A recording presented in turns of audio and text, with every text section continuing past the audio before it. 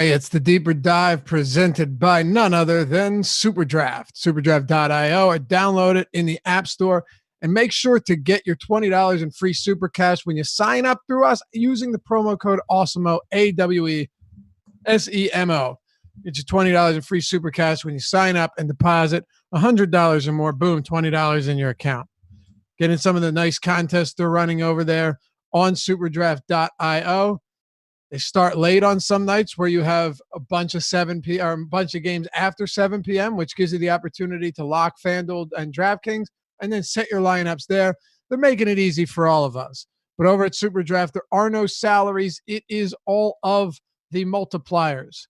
So 1x multiplier for the best guys, maybe 1.5 for some of these mid-tier guys. That's how you get value, not through salaries, but through the multipliers. So jump over there, $5,000 up top in the 25K jump shot today. Remember, use the promo code Awesemo, AWESEMO.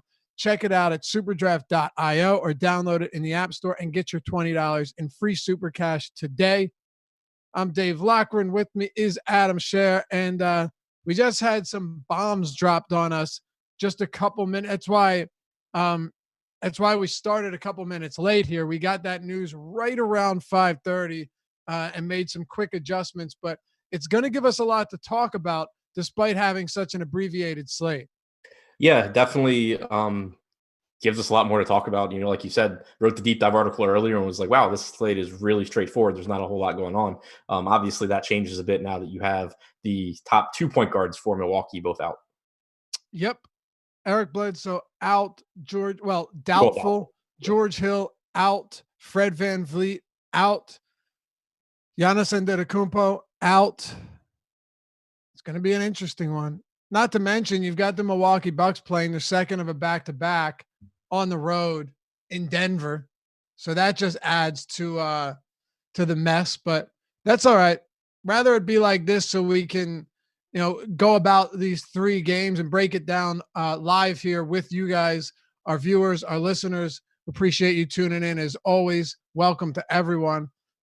I guess let's just kick it off, man. We've got 3, and this first one is going to take quite a while. There's only a 7:30 game and then 2 9 p.m. games. We got the Atlanta Hawks. We got the Charlotte Hornets. The Hawks hosting this one. They're 5-point favorites, 222.5 over under. Hawks have a 113.8 implied total, 108.7 for the Charlotte Hornets. I want to throw this at you first, though, and get your opinion. Not a large sample, but definitely some odd stuff happening with the Charlotte Hornets lately. When you look at their last 6 games, not only are they top 3 in defensive rating over that span, and you'd say, well, they faced a lot of bad teams. Not really.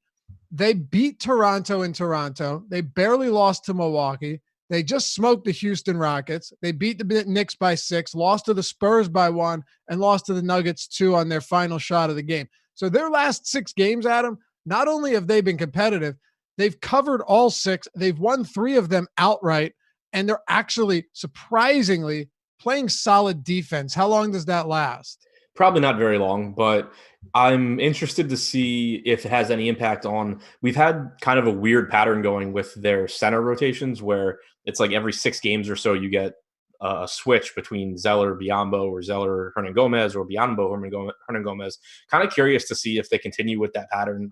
James Borrego had said a while ago that he intended to just kind of rotate his centers for the rest of the year. But with them playing better, I don't know if that maybe changes the plan.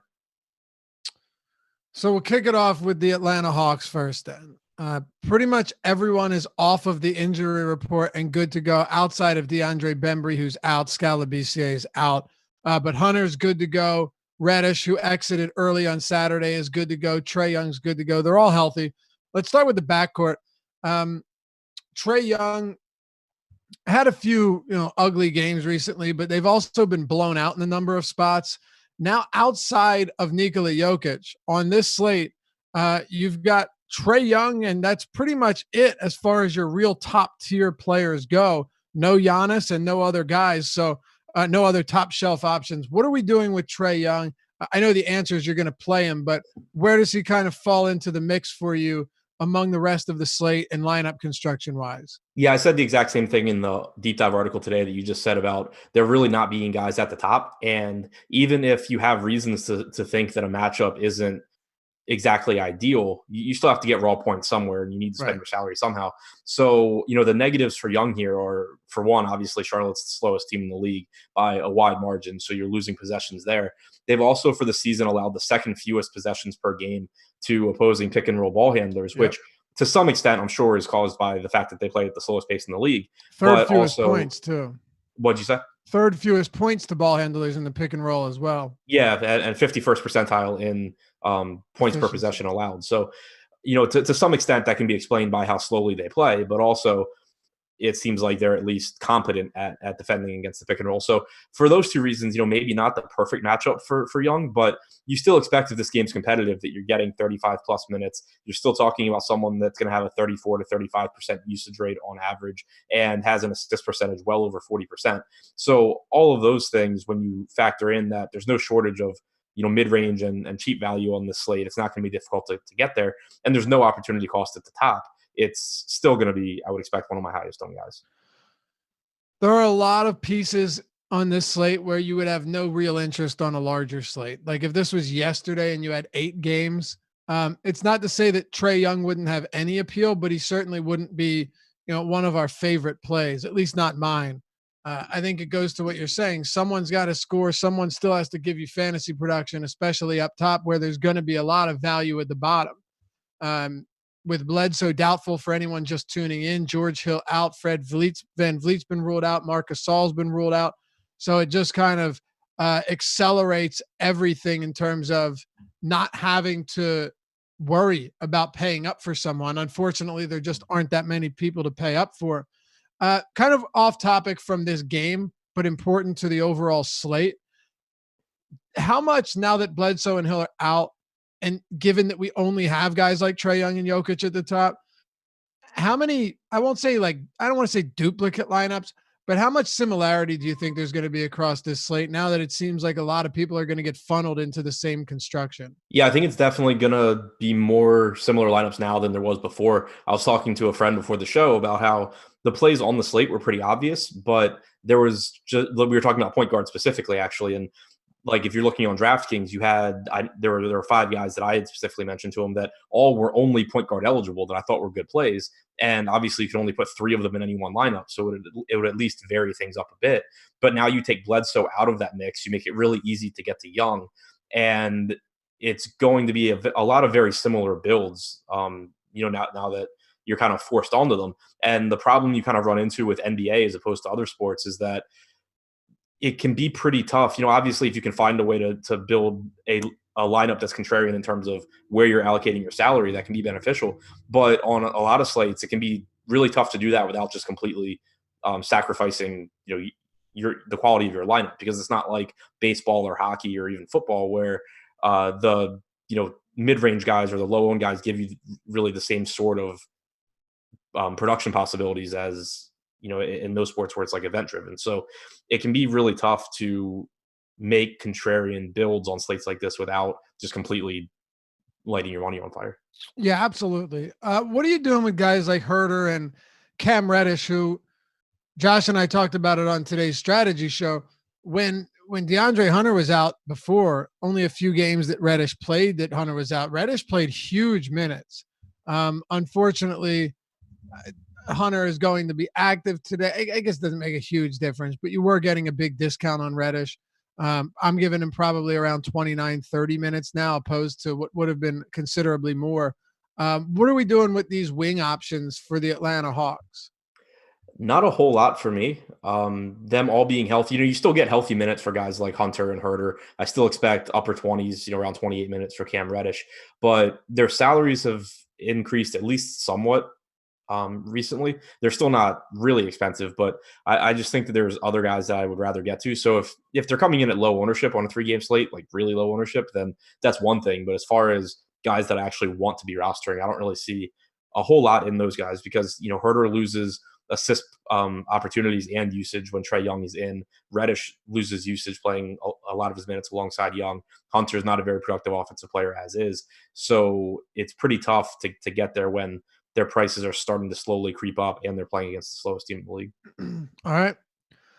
Talk a little bit about John Collins here. 1.23 fantasy points, Draftkings points per minute since the start of the new year. He's played quite well. The Charlotte Hornets have struggled in the paint, allowing more than 50 per game.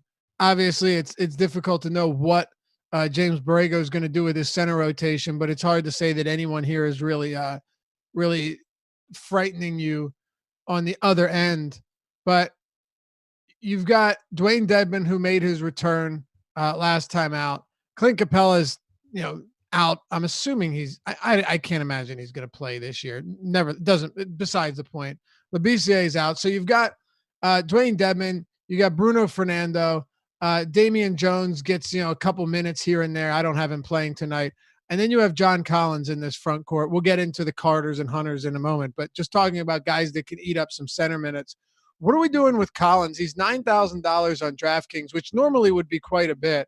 $8,600 on FanDuel. It is a slow matchup.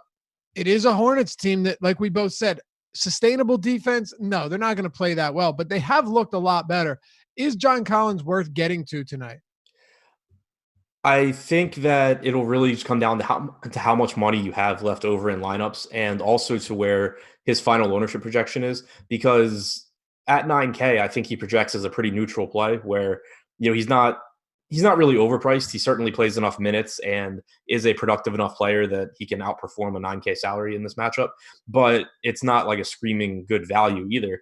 But like we talked about with Young, it's still difficult to spend your money, and Collins does at least give you, a really high ceiling. So, like right now on DraftKings, we have him at 23%, which is more or less the same projected ownership as Trae Young. If that's the case, I would just be leaning towards getting more Young between the two of them. But, maybe as we get closer to lock, Collins' ownership starts to come down, then I think he would start to become a little bit more appealing. Okay, let's round out this Atlanta team. If you want to talk Hunter, we can do that. But let's start here and stay in the front court with Dwayne Dedmon. The minutes are somewhat uncertain. It's tough to say what Lloyd Pierce is going to do, but he's also a reasonably solid per minute guy and has been all season long, averaging under a fantasy point per minute, but not awful numbers at all. He's been efficient enough. He even shot 1 for 11 last game and still gave you north of 20 fantasy points. I don't imagine this slate, Adam, is going to be that high scoring. And that's not because it's 3 games. We've seen 3 and 4 game slates where there have been monster scores, right? Like 350 plus, just based on what games were on the slate. But in this one, Toronto, Utah, Denver, Milwaukee without 2 of their 3 best players. And then Atlanta, sure, but facing the slowest team in the league really mitigates the pace of play there. So I don't know how fast it's going to be. I don't know how much you're going to need from guys like Dedmon and Zeller, who we'll get to in a moment, and maybe Hernan Gomez if he plays. What are your thoughts on Dedmon at $4,100 on DraftKings? So the one thing that's working in his favor is that there's not a ton of opportunity costs at center today. You have Jokic at the top, you have Brook Lopez in the mid range, Ibaka, without Gasol is a solid option as well. But with it only being a 3-game slate, there's not a ton of opportunity cost here. So paying down and kind of just hoping for the best isn't the worst idea. He's played 20 and 21 minutes in his 2 games since coming back from injury. With Atlanta so far this season in 177 minutes, he's averaged just over 1 DraftKings point per minute. So the production is there. And basically, if you roster him, you're just hoping that this is the game where he goes from 22 to 26 minutes and you're in a pretty good spot. I don't think that's the most likely outcome, but I do think it's at least reasonable to think that maybe his minutes trend up a little bit, especially because in both of those games, he didn't close the first half, for example. So that's a spot where you could potentially get a little bit more run. So I think Dedmon's a decent value given what else we have on the slate and the fact that the center position isn't the greatest position. I certainly don't think that he's someone that you need to just be like jamming into your lineups as the first guy, though. I just saw a tweet about the Kenny Atkinson stuff from Shams. He got done so dirty. Yeah, if he didn't want to leave. I don't think he wanted to leave. They're saying now that the tweet earlier this morning or earlier today that Kyrie and Durant never had a connection with him. And while it wasn't necessarily a directive from them, they had their thumb on the scale. I don't know. I don't like it. He took a terrible team to the playoffs last year, developed guys like Levert and Dinwiddie. I mean, whatever. And most importantly, he went from having terrible DFS rotations to very good ones. That's a great point. That's a good point. If this were a year or two ago, I would have been so happy when he left. I'll tell you. Let me tell you this much. I think Kenny, and you're right. What a difference a year makes. Hell, even earlier this year, it was kind of tough. But if I got Kenny Atkinson in Philly coaching the Sixers, I'd be happier than a pig in shit, Adam. That was one of my first thoughts when he left was, can we replace Scott Brooks with him? Right, but that's what I'm saying. You can't tell me he's not a good coach. No. He is a good coach. We'll see what they get. Maybe they bring Jason Kidd back. That should work out well. Like who would they even grab? I have no idea. Some retread that probably Ty Lue. Yeah, I'll say Ty Lue was the first name I saw mentioned. Another guy who was done dirty because players didn't want him there. I don't know, man. That's all a shit show. I thought I'd mention that, though. It's so weird that he's gone before the season ends. And the two guys, last thing I'll say on this, Adam, the two guys that don't want him there apparently aren't even playing this season. Also, both voluntarily joined the team this year as free agents. Knowing who the coach was. Yeah, exactly. Yeah, stupid. Neither of them were traded to Brooklyn or anything like that. Exactly. No, I don't get it. I don't know. I'm a Kenny Atkinson fan, though, so, Anything else for the Hawks? We just got the starting lineup. It's the status quo. It's what we thought it would be. No, I think that about covers them. All right, let's touch on the Hornets. There's a lot to get to here. I worried we wouldn't be able to kill an hour, but we'll be okay. So the Charlotte Hornets on the road, like I said, this team's playing good. This team's playing well. Will it continue? I don't know, but I do know this. A lot of these price points on a 3-game slate are pretty appealing. Rozier and Graham, $200 separated on DraftKings, 66 and 64 respectively. Rozier is more expensive. On FanDuel, it's a little different. They're $200 separated, but Graham's 61 and Rozier's 59. So Graham's a little bit more, but they're basically, interchangeable on both sides, not based on position, but just on salary. And Rozier, I've got him playing 36 minutes. I've got Graham playing 34 minutes. So I'd give an extra minute or two to Rozier. Let's kick it off with the backcourt here. There's a lot of implications with these two Hornets guards tonight. Yeah, I think that you'll see a lot of ownership going there, especially some of the ownership that was going to go to Eric Bledsoe. Now will go to these two. Right now we have Graham projected as the third highest owned player on DraftKings at 34%. We have Terry Rozier at 20%. I will point out that I don't think there's... Did we get an update since the Bledsoe news? Yeah. Is that what you're saying? Okay. Yeah. So Awesemo.com, our ownerships just got updated. I will say, I think that they're both, good plays. They both are very flawed as players, but the minutes should be there. The matchup's great and the salaries are fine. Rozier's $200 more than Graham on DraftKings. There really, in my opinion, shouldn't be an ownership difference between the two. Rozier, since the start of January, has been a little bit higher usage guy than Graham. Graham gets more assists, but similar minutes. I have Rozier projected for an extra couple of minutes as well. I think they're basically the same play. They project really similarly. They have very similar ceilings. I don't think that you should have much of an ownership difference at all between the two of them. So if it does hold where Rozier is projected for like 2/3 the ownership of Graham, I think that's a spot where you have a little bit of an edge in taking Rozier over Graham. So you're saying you don't think there's an appreciable difference between Rozier and Graham? You're saying, do you think they should be identically priced, basically? Well, they are basically identically priced. That's what I mean. They should be identically owned also. Oh, I'm sorry. I thought you said price. You're talking about ownership. My fault. Gotcha. Yeah, I was very surprised by that this morning as well. It was even more dramatic earlier where it was like 36 and 20. So, that's well worth pointing out here. You've got Rozier at 17%. Yeah, what do you think the reason for something like that would be? Just that Rozier on a per minute basis recently hasn't been as good? Because it's not like Graham's been crushing it either. I think that it has to do with the way Graham started the season. I think you're right. And the way he's playing now. I think people see Rozier's price as correct, and they see Graham's price as being down because he's in a slump, which I disagree with. But no, I think you could be right, though. It makes sense. Your logic makes sense. The actual reasoning behind it, not as much.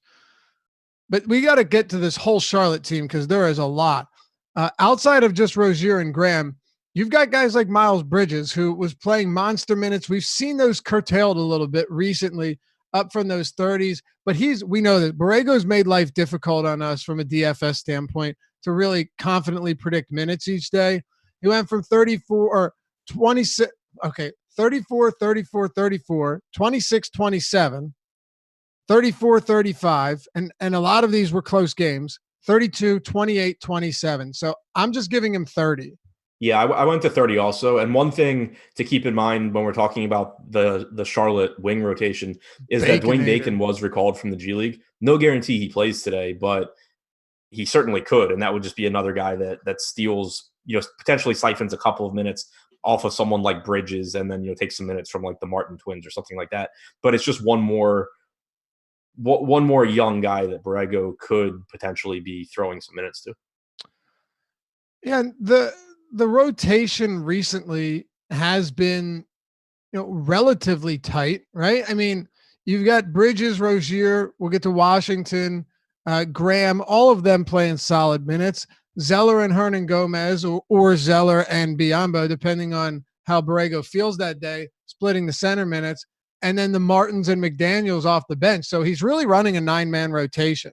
Yeah, I'm just a little concerned that, because Bacon went to the G League, played really well down there, and now they recalled him. It seems like it would be kind of weird to be like, hey, you have all this momentum going, you're playing really well, now go sit back on the bench again. It is strange. I don't think either of us have any idea how it's going to play out. As a result, I just knocked down the Martin minutes a little bit. I did the same. I gave like 14 or 16 minutes to Bacon. I cut Caleb Martin down to like 12 minutes. I cut Cody to, I think, 26. It's also worth mentioning, though, that Dwayne Bacon caught so many DNP CDs this year, too. So yeah. I think the only reason I think that there's a decent chance that he cracks the rotation tonight is just the fact that he went to the G League to work on his game or whatever, played really well, and now they recalled him. It just seems like it would be strange to like stunt the momentum entirely. Gotcha. So let's talk about it then. The wings and PJ Washington, then we'll round it out with the front court. What do you have? So I think that Washington's an interesting option here. It's a team that he very easily should be able to close at center against, especially if we are onto the portion of the rotation where it's Zeller and Biyombo. There's even less reason for them to, have one of those guys on the floor from a development standpoint over Washington at the 5. So we've seen Washington closing at the 5 a lot. This is an Atlanta team he should be able to close against. He rebounds relatively well. His usage rate's up over 20% without Monk on the floor over the last couple of months. 0.85 DraftKings points per minute without Monk. So I think Washington looks good. I think, we talked about Bridges, but he looks like a solid option as well. The forward positions are really, really weak today too, which helps both of them. What are your thoughts on potentially limiting players in the same lineup together? I'm going to be a little bit more liberal with how I approach this Charlotte team today, only because when you look in terms of matchups, Adam, Charlotte has the best overall matchup from a defensive rating standpoint on Atlanta, from pace of play. Denver, sure, they get a fast-paced Milwaukee team, but even without Bledsoe and Giannis, still a considerably better defense than most teams in this league. So how are you going about limiting or not limiting Charlotte players in the same lineup, knowing that a lot of them are viable tonight? I'm not too worried about limiting the main guys. Devontae Graham, Terry Rozier, you can play them both together. You can play Bridges and Washington together, and you can play them with any combination of Graham and Rozier. The only spots where I'm really making sure that I limit anyone is I don't really want Zeller or Biyombo together, or if we get news that it's still going to be Hernan Gomez, I don't want Zeller or Hernan Gomez together.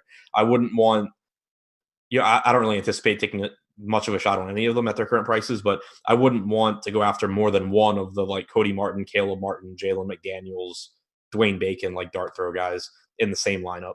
So it's really just limiting the Zeller and Biyombo for me primarily. So do you think Billy's going back to no minutes today? If they stick with the, I guess, pattern they've been going to, that's where they would be at. I just don't know if they're going to do it or not. Did you know it's Billy? I had no idea. I figured you were just saying things to see if I was paying attention. Dude, if you go to Basketball Reference, it's Willie pronounced Billy. I had absolutely no idea. No, Josh and I were calling him Willie the whole show. And then someone mentioned it's Billy, and then someone else, and we said, that's crazy. and then looked it up, and lo and behold, they were right. Apparently, Guillermo is basically William in Spanish, but the whole Willy Billy pronunciation thing is beyond me, right, Josh? So I'm pretty sure the Hornets broadcasters also call him Willie. Sorry? What'd you say? I said I'm pretty sure the Hornets broadcasters also call him Willie, just because I've never heard Billy until right now. But I'm looking at the it says Billy, right? Yeah. I know. But it also says Willie. It says Willie, but the pronunciation shows Billy. Yeah. Which is even weirder. I don't know. Tweet us if you have inside info or you got audio or video of them showing saying Billy, please, at Laffy_D, at Ship My Money. Our handles are right above our heads. Follow us while you're at it. You won't regret it. But yeah, if you guys know, it's just such a strange situation. Anybody else you want to talk about from Charlotte? Do you want to dig into this front court a little bit more? I think that Zeller so this is under the assumption that Zeller is still starting. I think he's a good value. He's a little more expensive than I would like. We only have him projected for about 8% ownership, though, which anytime you can get someone going against Atlanta with a chance to play 24 to 26 minutes would be pretty appealing. In the last few games where he started and Biyombo was his backup, his minutes were down, but those were all weird games in terms of blowouts and or some foul trouble. So I think that if he's starting, there's still the potential for him to get north of 24 minutes here. So would you say it's like a 50-50 chance that Hernangomez gets the minutes behind him and Biyombo gets the minutes behind him? I think that sounds about right. Just because I don't really know why they would be looking to give Biyombo minutes over Hernangomez if Hernangomez has been playing well. So it's not like it would be surprising to me at all if Borrego was just like, yeah, that's what we were doing and now we're not doing it anymore. But if you follow what they've been doing, then it would be a Biyombo game. Would you rather have Dedmon or Zeller? If Zeller is going to be half the ownership of Dedmon, I'd take Zeller. Okay. We good on this game? Yep. And that, by the way, that game is very complex just based on how many players you actually have to talk about. We're on to Utah and Toronto. We'll close it out with Denver and Milwaukee.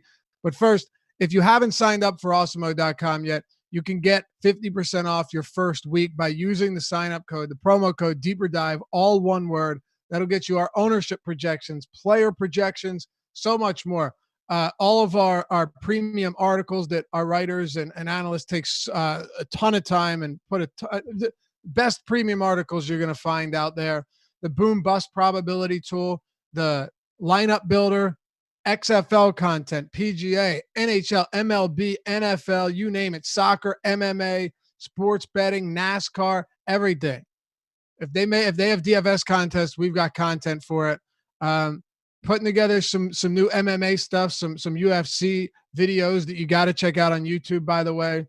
But yeah, promo code's Deeper Dive. It's all one word. It'll get you 50% off all of that. Baseball's coming up as well.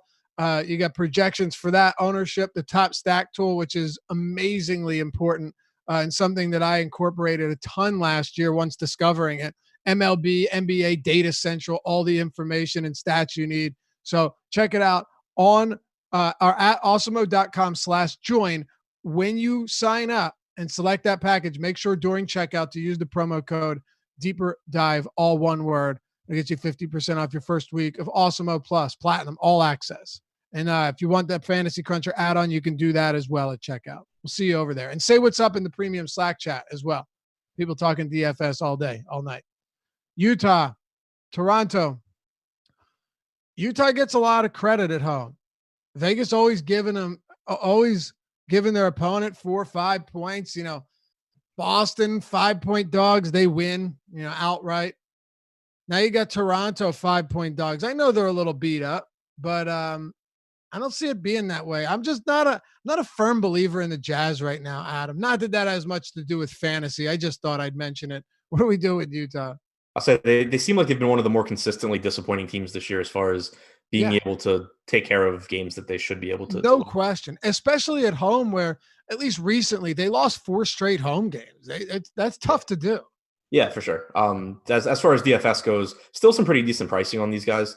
Mike Conley's playing north of 30 minutes most games. He's still only 5,300 on DraftKings. That was a little bit of a tough sell when he was $400 less expensive than Eric Bledsoe. Now without Bledsoe and, being able to roster the guards from Milwaukee that you're going to want to roster at guard position, or at shooting guard positions rather, it makes it a little bit easier to get to a point guard, Mike Conley. So I think he looks like a pretty solid option. I think that 7,500 for Donovan Mitchell is underpriced, especially once again, now that you're not basically locking one of your guard positions with Eric Bledsoe. So I think that Mitchell, he's definitely someone that's been disappointing plenty of times this year in good spots, but I think the salary is a little low for what should be about 35 minutes from him. Has about a 31.5 to 32% usage rate in games with Mike Conley this year. So certainly plenty of upside for him at 7,500. Okay. Thoughts on, I know you look at somebody like at Conley and say, yeah, he's cheap. So it makes the most sense here. Donovan Mitchell, 7,500. Talked about him. Just to get a little bit deeper with Rudy Gobert. And the reason I say this is because a lot of these positions, he says, Laffy, sounds like we both have some scratch on Toronto tonight. I actually don't. I just think Utah has been disappointing. But in an odd way, they've been a semi-tough team to predict. If you look at their games, they've won 4 straight, lost 5, won 4, lost 5, won 10. Super weird. But on FanDuel, Adam, your center options are Jokic, Gobert, Brook Lopez, Dwayne Dedmon, Cody Zeller, Billy Hernan Gomez. And there's not a ton there. So does positional scarcity from like a site specific standpoint do anything for a Gobert today? Or do you say, screw it, I'll just pay a little more to get to Nikola Jokic or down to Dwayne Dedmon? I think that the strongest argument I could make for getting to Gobert would be if his ownership does come down a little bit. He seems like the kind of guy where if you are trying to get away from that stars and scrubs type build that we talked about earlier in the show, he seems like he'd be a perfect option kind of in that mid-range center where you're not paying up to Jokic and you're not taking the value with a Zeller or Dedmon or whoever. The issue right now is that if you look at our ownership projections, he's getting plenty. He's the second highest projected center on FanDuel. He's up around 20% on DraftKings. So if that holds, then I think I would be more inclined to just go with what I consider the optimal build here, and that is going to the stars and scrubs approach more. But he does seem like the one of the core options if you are going with like a more balanced approach, trying to differentiate from the field in your roster construction. Yeah, I think that's a good point. Adrian Wojnarowski, Major League Baseball will join the NBA and NHL in closing clubhouses due to media due to fear over potential spread of the coronavirus. All right, exciting stuff. It's going to be seeing media people be like offended by that too. Oh, absolutely. It's going to be super weird if these teams end up playing inside of empty arenas. And it brings me back to April 29th, 2015, where the first time a baseball game was ever played in an empty stadium. And you know where that was. Orioles, White Sox. Yep. During the Freddie Gray incidents in Baltimore. That was an eerie sight for sure. I mean, obviously, putting aside everything that was going on in Baltimore, it was kind of a cool, like the game itself was kind of cool to watch just because it was unique. Yeah, it was unique. Like you could hear so many things like that you couldn't normally hear, but it definitely was something that I think was interesting just because of it was novel and it wasn't going to happen again. And definitely not something that I'm looking forward to watching for like large portions of a season. I feel like Chris Davis hit a home run. He did over that. What's that brick building? You know what I'm talking about? The warehouse in right field. The warehouses, yeah. And the crack of the bat with no one in the stadium just echoed. Yeah, there was stuff like that you remember that I remembered like really hearing clearly that you never hear on an actual broadcast. It was kind of neat. Obviously, the circumstances surrounding it weren't. But the NBA will need to have a mute button on everything probably though, with you because you'll be able to hear everything these guys are saying. Oh, absolutely. Yeah, it's going to be strange. It's going to be really, really weird if it happens. Hopefully, it doesn't come to that. Anything else for the Jazz? No, I think that's. What were you gonna say? I just saw a tweet, coronavirus related, that said snorting cocaine and drinking bleach it is false that they can cure coronavirus. Was it serious? It's. I mean, I think it's in response to all the memes and stuff that have been going around. Yeah, people are using Tito's vodka to make hand sanitizer. They're like, no, it's only 40% alcohol. That will not work. So dumb. Like, But no, I mean, I would throw, I guess, Bojan Bogdanovic into the conversation as well, especially on FanDuel where you have to roster two small forwards and the position is absolute garbage. So he's someone that he's scoring dependent for sure, but does have a usage rate around 24%, does play 33 or 34 minutes. I also think that on DraftKings, Jordan Clarkson at 4,200 is someone that you could use, especially as a pivot to Conley if Conley's ownership is a bit higher. all right. So talking Toronto here gets a little interesting. No Marc Gasol. Everyone else seems to be good, Adam. And I tell you, well, I'm sorry for no Marc Gasol and no Fred VanVleet. Everyone else seems to be good. Let me tell you something though. I'm giving these guys again huge minutes. I think Siakam plays monster minutes. OG Anunoby's been playing huge minutes. Norman Powell's minutes have been through the roof. 43, 38, 38, 40, 36. Huge minutes for Norman Powell. Serge Ibaka, not so much, giving him low 30s there, but Marc Gasol is sidelined. And then with Kyle Lowry, who would be surprised if he plays another 36 minutes? If we know one thing about Nick Nurse, he's more than willing to run these guys for as long as necessary. And the Utah Jazz, you said that they've felt like one of the most consistently disappointing teams. Well, over the last month, even their offense, or I'm sorry, even their defense hasn't held up for them. Their defensive rating is, I think, bottom 6. They're 25th in defensive rating over the last month. Interestingly, both them and the Nuggets are bottom 5 in D rating over that span. They're 1 and 2, Denver and Utah, in offensive rating over that stretch as well. So it's the defense that's been failing them. They're also 28 and 27 in pace. Very strange dynamic with teams like Utah and Denver. But we're talking Utah now, so let's talk about minutes and how this matchup affects these Toronto players. Yeah, the minutes obviously are really, really appealing. You go back to not having Gasol, you still don't have VanVleet. So I'm expecting 31, 32 minutes from Serge Ibaka at what's still a pretty cheap price tag at 5,900.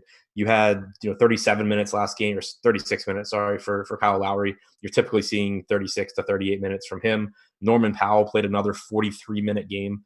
It hasn't been unusual to see 38 plus from him. OG's minutes are way up. Obviously the salaries on these guys have corrected as a result of being without VanVleet and Gasol for so long.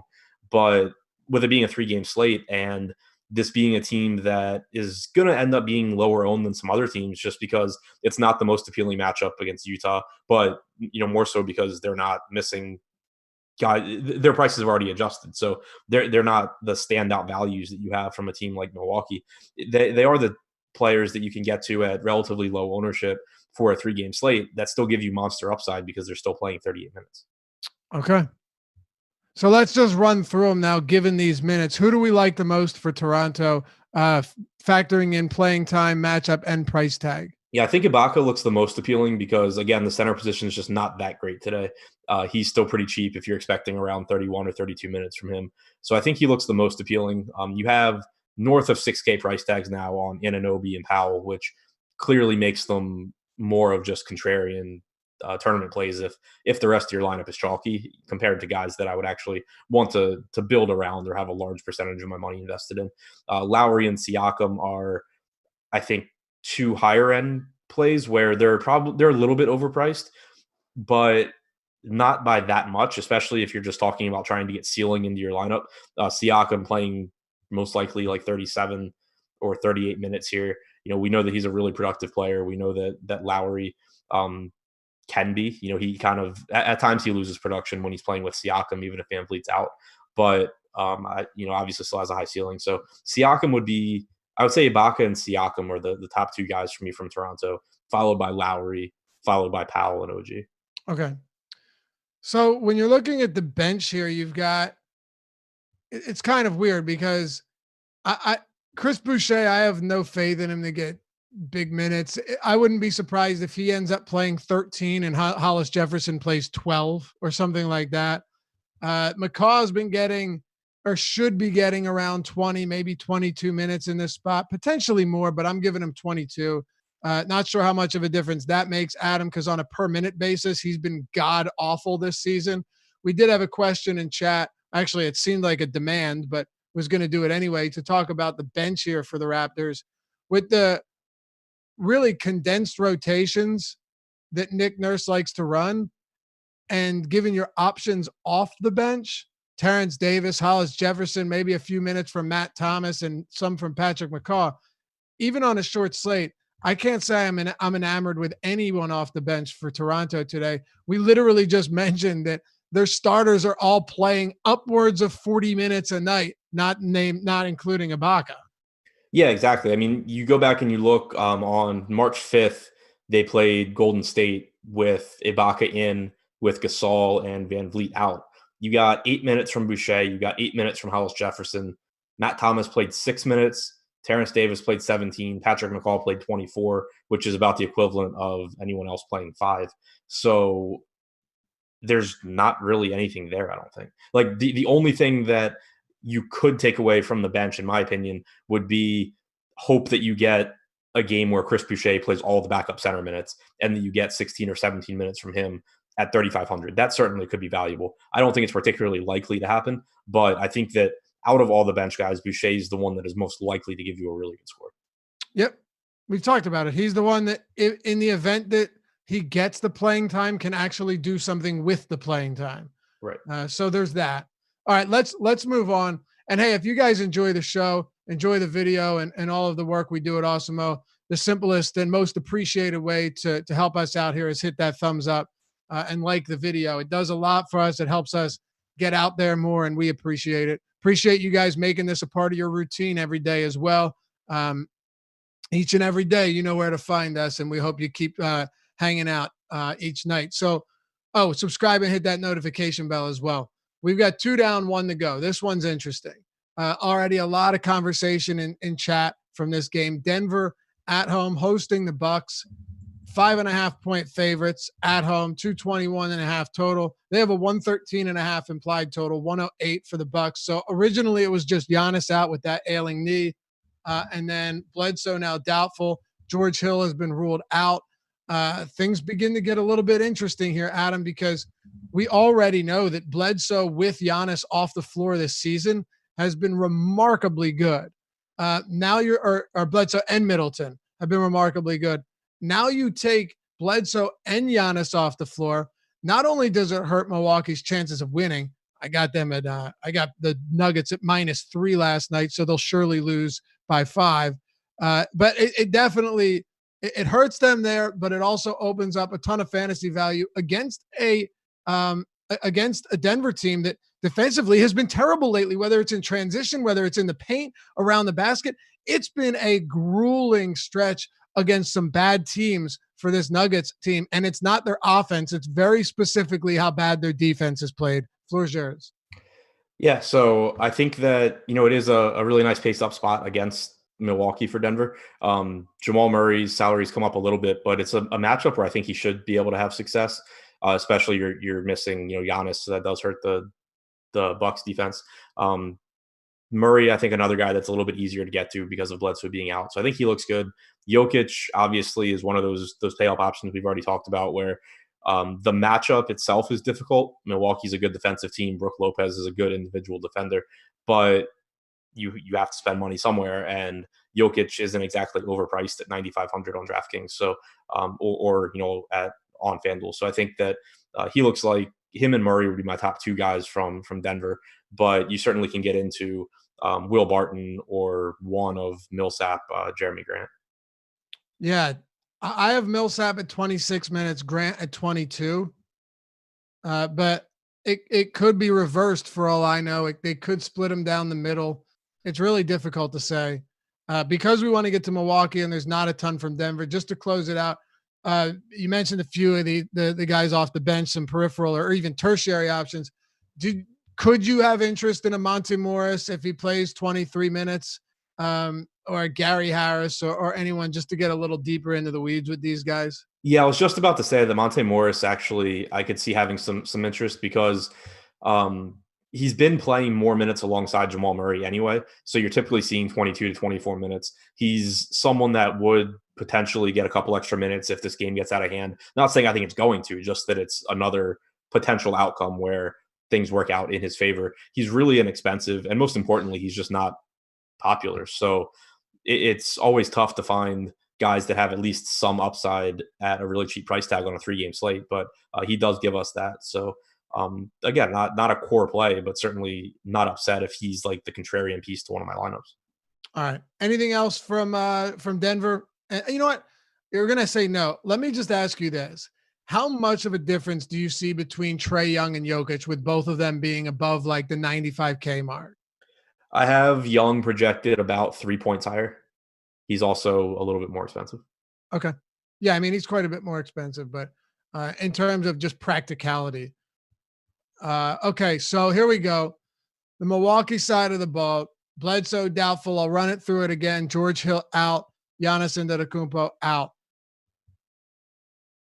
So the Milwaukee Bucks this season haven't played a ton of games with both Middleton and Giannis off the floor. With them off the floor, if you have it pulled up, you can run it out there. Add more funds have been a little slow on me today. But what do we have on Bledsoe with both of them off the floor? We could run it back to last year and pull Brogdon off as well if you want. So this year, just looking at this year, we have 365 minutes for Middleton without Bledsoe or Giannis on the floor. That's what I meant. I'm sorry. I think I said without Bledsoe or without Middleton, but 38.9% usage, 31.6% assist percentage, 1.65 DraftKings points per minute. Obviously, there's always some, there's some flaws with, just simply looking at it this way, but it definitely gives you an idea of what to expect. And it's, in line with what makes sense. You're playing Middleton out there with a lot of lower usage guys. You're taking Giannis's 37% usage away. You're taking Bledsoe's 28% usage away, and a lot of that's going to funnel to Middleton. So where he already was one of the best plays on the slate, now it's even harder to get away. Now he's the best. Right. 1.73 DraftKings points per minute. It's absurd. Assist rate's going to climb substantially. Do you think, and I know you just kind of alluded to this, saying you can't just look at it on the surface. Do you think in any way this hurts Middleton? Just knowing that Denver could do everything they want to take him away, or is there enough of a supporting cast? They don't have to be high usage guys, but is there enough of a supporting cast to help him operate without really being, without his production being impeded? I think that there's enough around him where, at least he's not truly by himself. But the biggest thing is just the opportunities. Yeah. With the increased opportunities, he doesn't have to be nearly as efficient as he normally is. Like, he's one of the most efficient shooters in the league. And you do expect those, that number to come down without Giannis or Bledsoe. But with the increased shot volume, it doesn't really matter that much. It really doesn't. So let's have some fun here. Have you redone your minutes yet for this rotation? I have not. Like, I have an idea of what I think. So let's work it out right now. At least, we might have to fine tune it a bit, but let's do what we can. We still got plenty of time. And I think anyone that's watching the show right now, we'd be doing them more of a service by figuring this out than just saying which guy we like and which guy we don't, which we'll do as well. So there's no Hill and Bledsoe. Let's talk about the point guard position. DiVincenzo's gotten minutes there before as a starting point guard, kind of de facto point guard, or just in name only, but that was with Giannis on the court as well.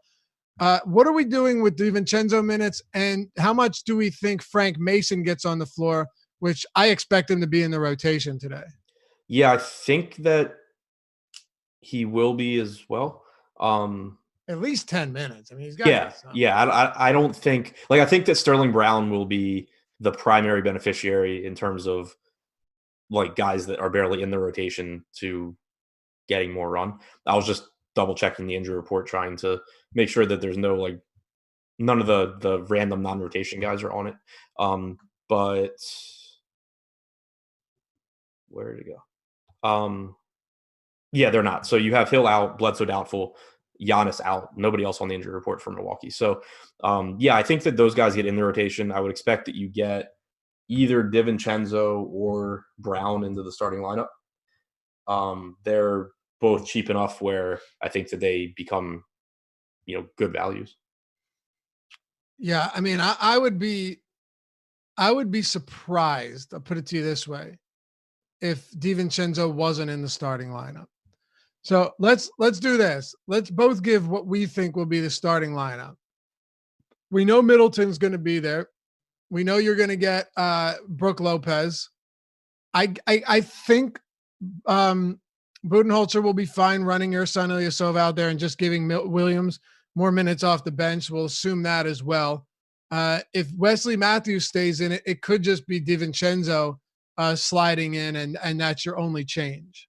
Yeah, that's what I think it is DiVincenzo, Matthews, Middleton, Ilyasova, Lopez. Okay.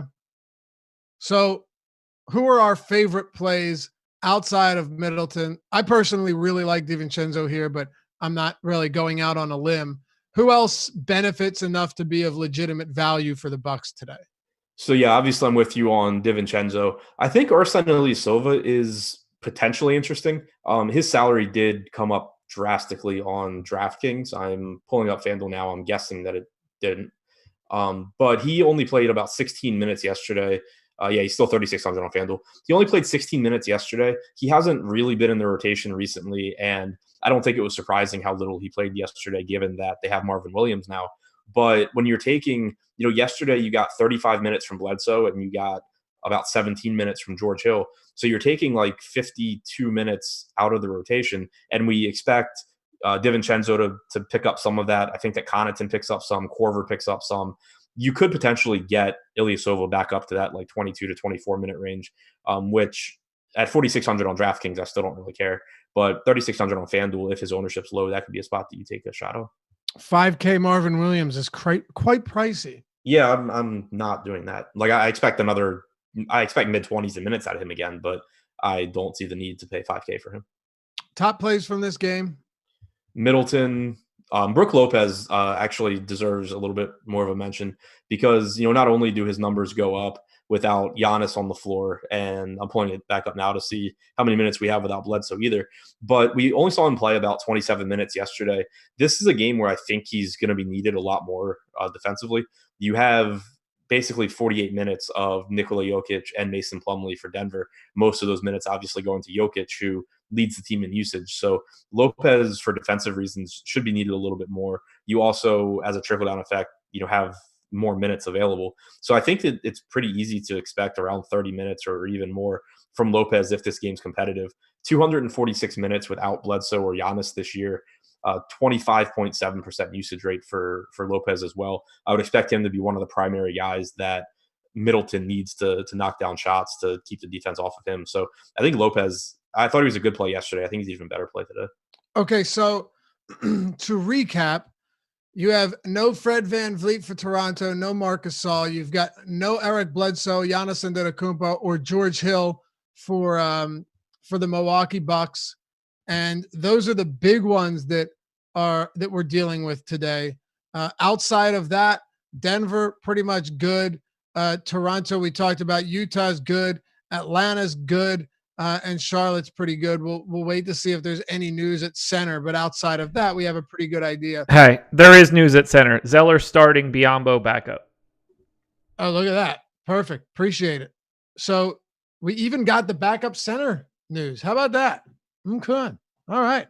So with all that in mind, Adam, before we turn this over to our boys on the Live Before Lock show, Josh Mustache Engelman, and Chris Baggs, how do we start our lineups out today? You're building let's say you're building a single entry tournament lineup.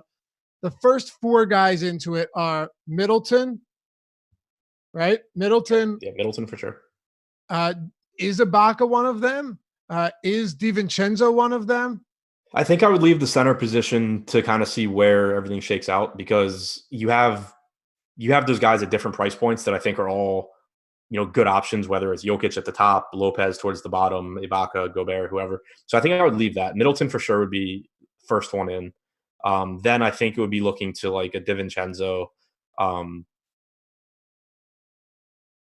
Then it gets one of the Charlotte guards, Graham or Rozier, whichever you prefer, probably gets in there pretty quickly too. All right. That'll do it. Hey, stick around. Live Before Lock coming up next. Intel 007 says, please tell me you shaved the mustache. You ain't allowed to shave that mustache, bro. This is a week-long bet, not just one day. Come on. We don't play that around here at Awesemo. Thanks for hanging out. As always, we appreciate you guys. Wish you the best of luck tonight, and we'll see you back here tomorrow on the Deeper Dive presented by SuperDraft.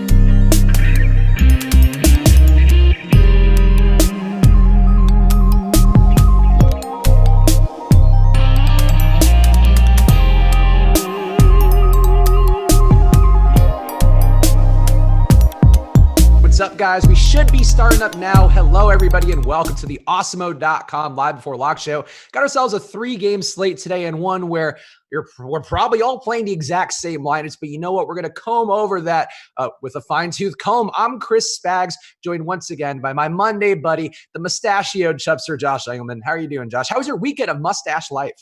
It wasn't great. I had to do a lot of social situations of people that had not seen it yet. That did not go. It wasn't fun for me, but I had a good weekend. I hope you did as well. Were people judgmental of your new fashion choice? No, just a lot of hey, you child predator type jokes. That's the easiest kind of jokes to make. But you know what, Josh? I know one place you can find solace from all the mean people bullying you over your mustache, and that is at SuperDraft.io, where they don't care whether you have a mustache, a full beard, even if you want the old school Michael Jordan mustache, which reminds us of some other people out there historically. They don't care on there because they're still offering you great deposit bonuses and the multiplier game format where you could pick any players you want. And that's life at SuperDraft.io, or when you download SuperDraft in the App Store. So use the promo code Awesemo10 right now if you want to get yourself $10 free without even depositing anything.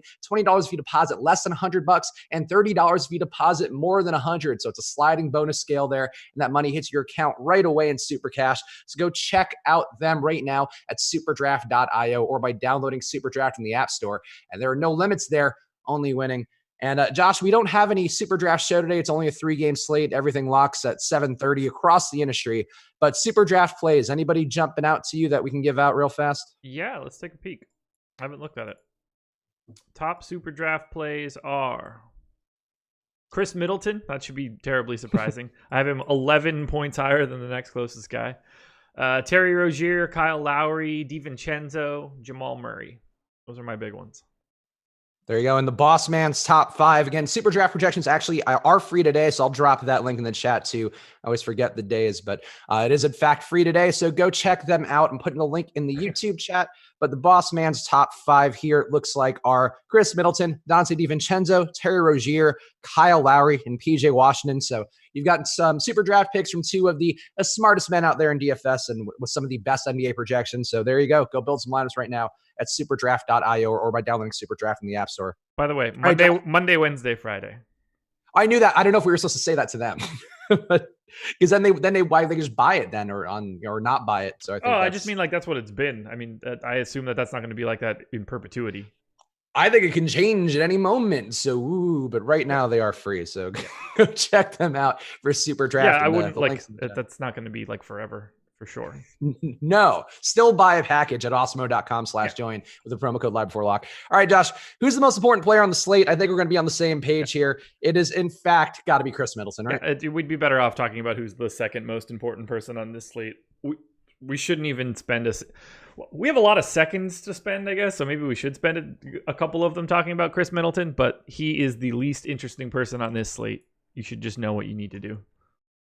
Great price point for him. I'm sure there are people out there, the FanDuel people. I remember there was that one night about a month ago where he was very affordably priced on FanDuel, not affordably priced on DraftKings. That night they played the Pacers. He and Bledsoe both played terribly in that game. But I know people in the chat will be like, well, dude, it's not a lock play, dude. Whatever you do. Sorry for giving you that impression out there, everybody watching this. That was spot on as far as I'm concerned. For at least some of the comments out there. But Middleton is a very strong play. Gets about a 39% usage rate without those guys. Big bumps and assists, a little rebounding uptick as well. I agree. Middleton, to me, if I don't have 100%, I'll be just shy of it. And honestly, if I don't have 100%, it'll probably be mostly a mistake. But other bucks, I guess, if we're saying Middleton is that on all the sites today, who are the other bucks you're getting? For me, it's DiVincenzo. I do feel like Lopez is fine. I'm getting some Connaughton, but I feel like you're not going to be as big on the Connaughton, Sterling Brown tier of guys. I am not big on that tier. Brook Lopez would be my second favorite guy. I think he's getting wildly underrepresented on FanDuel. DiVincenzo would be third. Those 3 guys are going to be in a large amount of my lineups, with Chris Middleton being in every single one of them right now.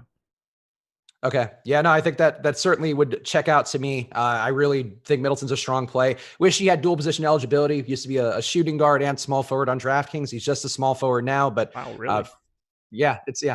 They're changing things around kind of randomly sometimes. DiVincenzo at one point was a point guard, small forward. They had a wave of guys who were point guard, small forwards. Now he's a point guard, shooting guard. Luka's just a point guard. I don't know. He's got to move with the tide, I guess.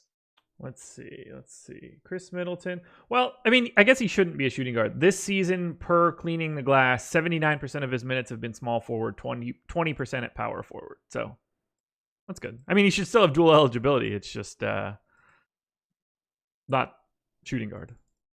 It's like one of the things I was listening to one of the Ringer podcasts today, and they were like, if LeBron is a point guard, he's leading the league in assists. He's basically, for the most part, guarding some point guards, doing all that. Why is he not on the All NBA team or being up for votes as a guard? And I think that's just one of those things sometimes where you just go with whatever the sites or the league tells you at any given moment, and that's probably good enough. How about, I guess, Nuggets for you? We should talk about the Charlotte center situation. We could jump over there in a second, but the Bucks, I mean, we've covered the main guys. I think Connaughton, actually, a little more Bucks talk. So why no Connaughton? Why no Brown? Why not any of these guys who were there? Maybe Ilya Silva, Marvin Williams. I mean, Marvin's price on DraftKings, I don't know how they got that. So I don't plan on getting there much, but I do think Connaughton at near minimum is at least an interesting play there with what's opened up in that second unit as well. No George Hill in the mix tonight, but why not the lesser Bucks for you? I mean, I guess Connaughton's fine on DraftKings at 3,100. I won't have him not even remotely close on FanDuel. I don't know. You don't need him. There's nobody to pay up for. Like, what's the best case scenario at a Pat Connaughton today? There's only one guy. There's only one guy north of 9,500. Like, there's not really any need to pay for Pat Connaughton. You can afford like actual good players. Okay. That's fair. I mean, I think there are some constructions where if you wanted to, let's say, I mean, I'm just using it as an example, but if you wanted to get Trae Young and get Trae and let's say Jokic or Trae and Collins, if you don't find them to, I mean, I don't think they negatively correlate, but you could argue they draw a little away from each other when they're at high price tags. I think that's the reason why you'd go there. And I just think he's going to have a lot of opportunity in that second unit, against the Denver group who the defensive rating on the year has trickled the wrong way. They are not a great defense, so definitely not as good as they were last year, but still a weaker second unit defensively than the starters. So that would be my logic. I think Connaughton's a decent guy to free up some money, and the minimum price won't kill you, but I guess that's fair. Like, what are you paying up for? Yeah, like I'd rather just go to, I don't know, Jordan Clarkson for an extra $1,000 at the same ownership. All right. That seems like a decent take to have on that then. Let's go through the Denver side, because I'm actually curious your thoughts on Jokic, because in our syllabus today, which for my picks today is now worthless because I had Eric Bledsoe as my cash game play of the day. 4 corners as well, Eric Bledsoe on the thumbnail, as he is out, so that's not good. But one guy who I thought was in a pretty decent spot at center today also is a dumpster fire too, with Willie Hernangomez. So basically all my picks are just worthless. Let's put that out there right now. We knew that when we woke up, man. You son of a bitch. My syllabus picks have been, like, I would say high level. I wish that Fantasy Pros paid for a membership and tracked it, because I feel pretty good about my syllabus picks for the most part. Anyway, Jokic, though, I thought was going to be the bust of the day. Now I feel like if he gets you 40 fantasy points at his price point, he might not kill you today. And still might be the best scoring center by 20. But how are you feeling about Jokic today? Because I just don't love the matchup for him, but logistically, he should be able to move the ball more. He's probably going to be able to shoot a couple threes, whether he makes them or not. How are you feeling about Jokic today as the high price center du jour? So right now on FanDuel, I'm fading him pretty aggressively. Not for any main reason other than I think Brook Lopez's ownership is really wrong. And I'm getting a ton of Brook Lopez. And since you can only play one center at a time on FanDuel, that's becoming my natural pivot point. So I essentially don't have Jokic and Gobert, and I have a ton of Brook Lopez. This was when I was assuming Bismack Biyombo was starting, but I just finished my crunch, so I could load it in now and actually see like where I stand officially right now. I'd be curious to know where the official Josh stamp, your face stamped on the screen right now for your take. So far for me, it's easier to pay up elsewhere at other positions on FanDuel than it is for centers. Okay. I have like a really dumb amount of Brook Lopez and essentially 0 Jokic. Okay, so that's interesting. I don't have 0 Jokic. I definitely made sure to get some in there because for me, I just don't see it looking that great for him. But certainly in terms of the upside, it's there. I just, he's going to be a very chalky player on DraftKings today. I feel like there might be some better places to spend your money, including the aforementioned Trae Young, the aforementioned John Collins, even Siakam as a contrarian play. I think will interest me a little bit more. But I can't argue 30%. I feel like on DraftKings with Jokic. Do you feel like that number is about right for him if you were going in agnostically on DraftKings? Yeah, like I would have a similar amount of him on DraftKings just because of the way that roster construction works, where like there's no downside to like there's not really any limits to the way that you can build your lineup. So Jokic would be a guy. I'm assuming I would have like 20 to 30%. Okay. Nick Rahal's asking in the YouTube chat, Boucher starting, yes or no? When in doubt, the answer to that question is no. I don't know why you would be. Yeah. No, he's not. I mean, Ibaka's in. He should be playing 30-ish minutes, and maybe Boucher does one of his things where nobody's on him and he goes off, but not a play I'm even trying to account for at this point. The Boucher days, I feel like, are the hardest thing to pinpoint in DFS. The exact opposite of the Aaron Baines days, which are by far my favorite day I think we've ever had on this show. Craziness. You were on Baines, right? Even on FanDuel? No, you weren't on FanDuel, right? No, his price was dumb on FanDuel. On DraftKings, I would have had, 80-90%. So, but so did everybody else. Baines shooting 9 for 14 and tying the Suns 3-point record from deep. Perhaps not the most expected outcome, but no, not quite. But a hell of a day nonetheless.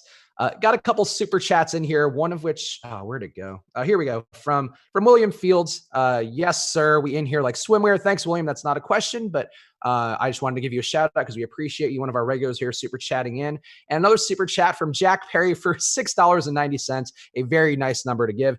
Hey, Spags, can you ask the totally not an undercover cop guy, sorry for blowing your line, Jack, what his second best center play on DraftKings is for a 20 max tourney? So on center, you said you wouldn't mind the Jokic ownership there, but who would be your number 2? I guess what would your rankings be for center on DraftKings might be the better question.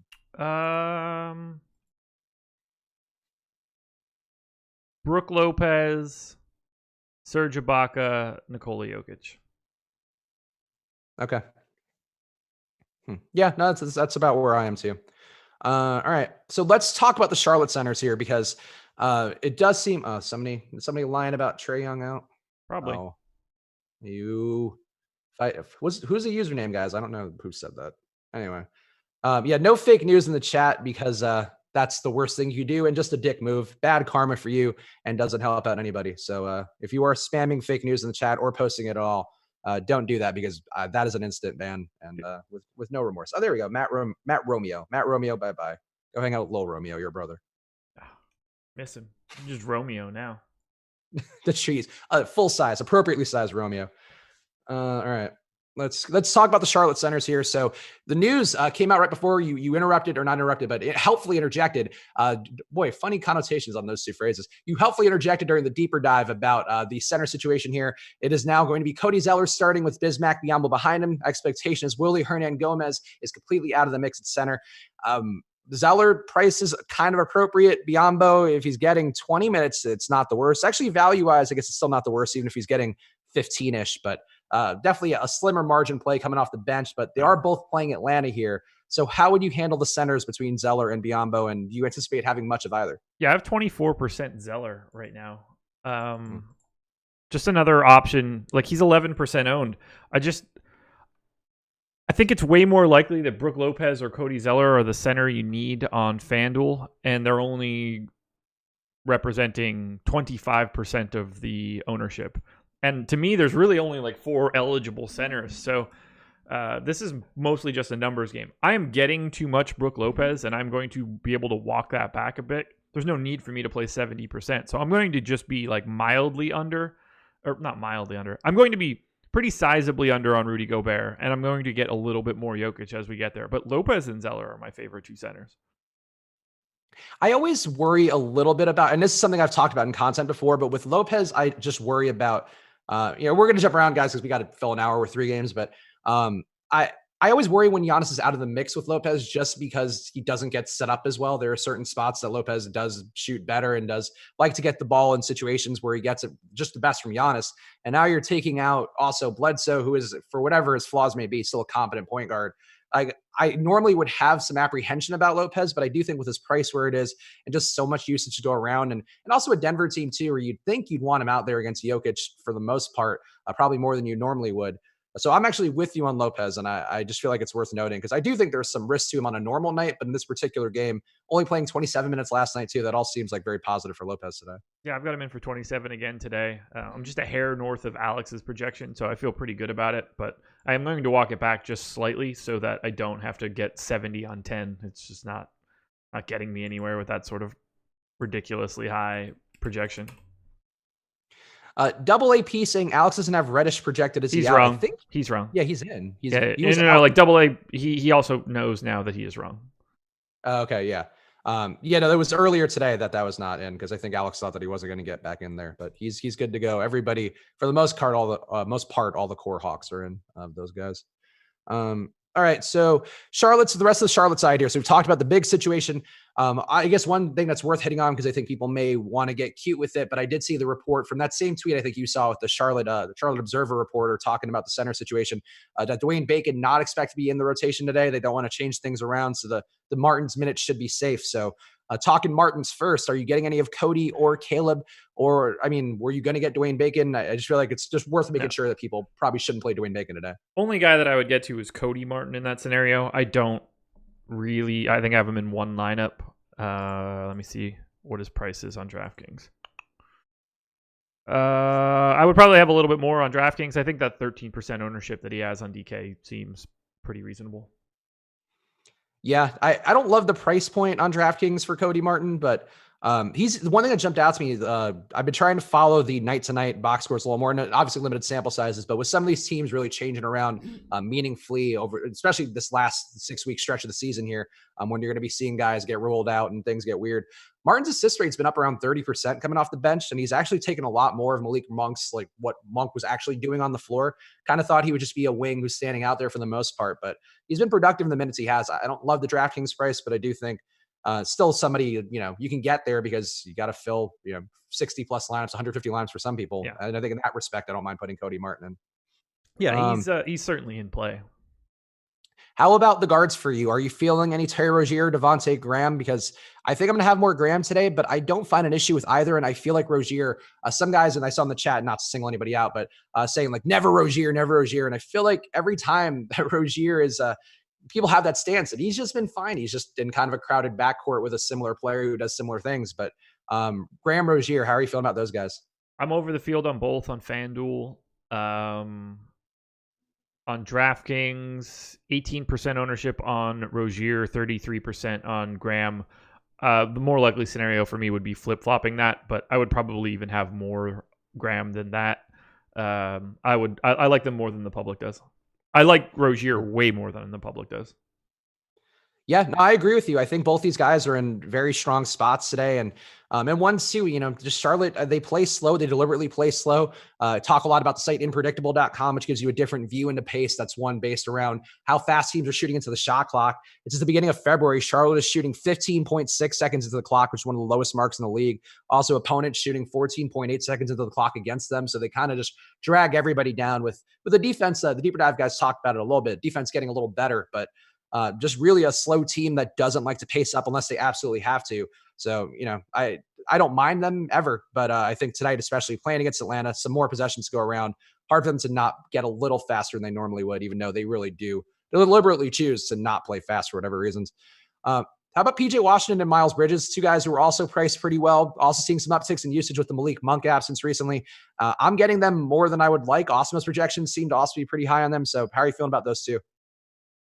So PJ Washington, I have a ton of, but again, that's basically because I'm only rostering 4 power forwards on FanDuel.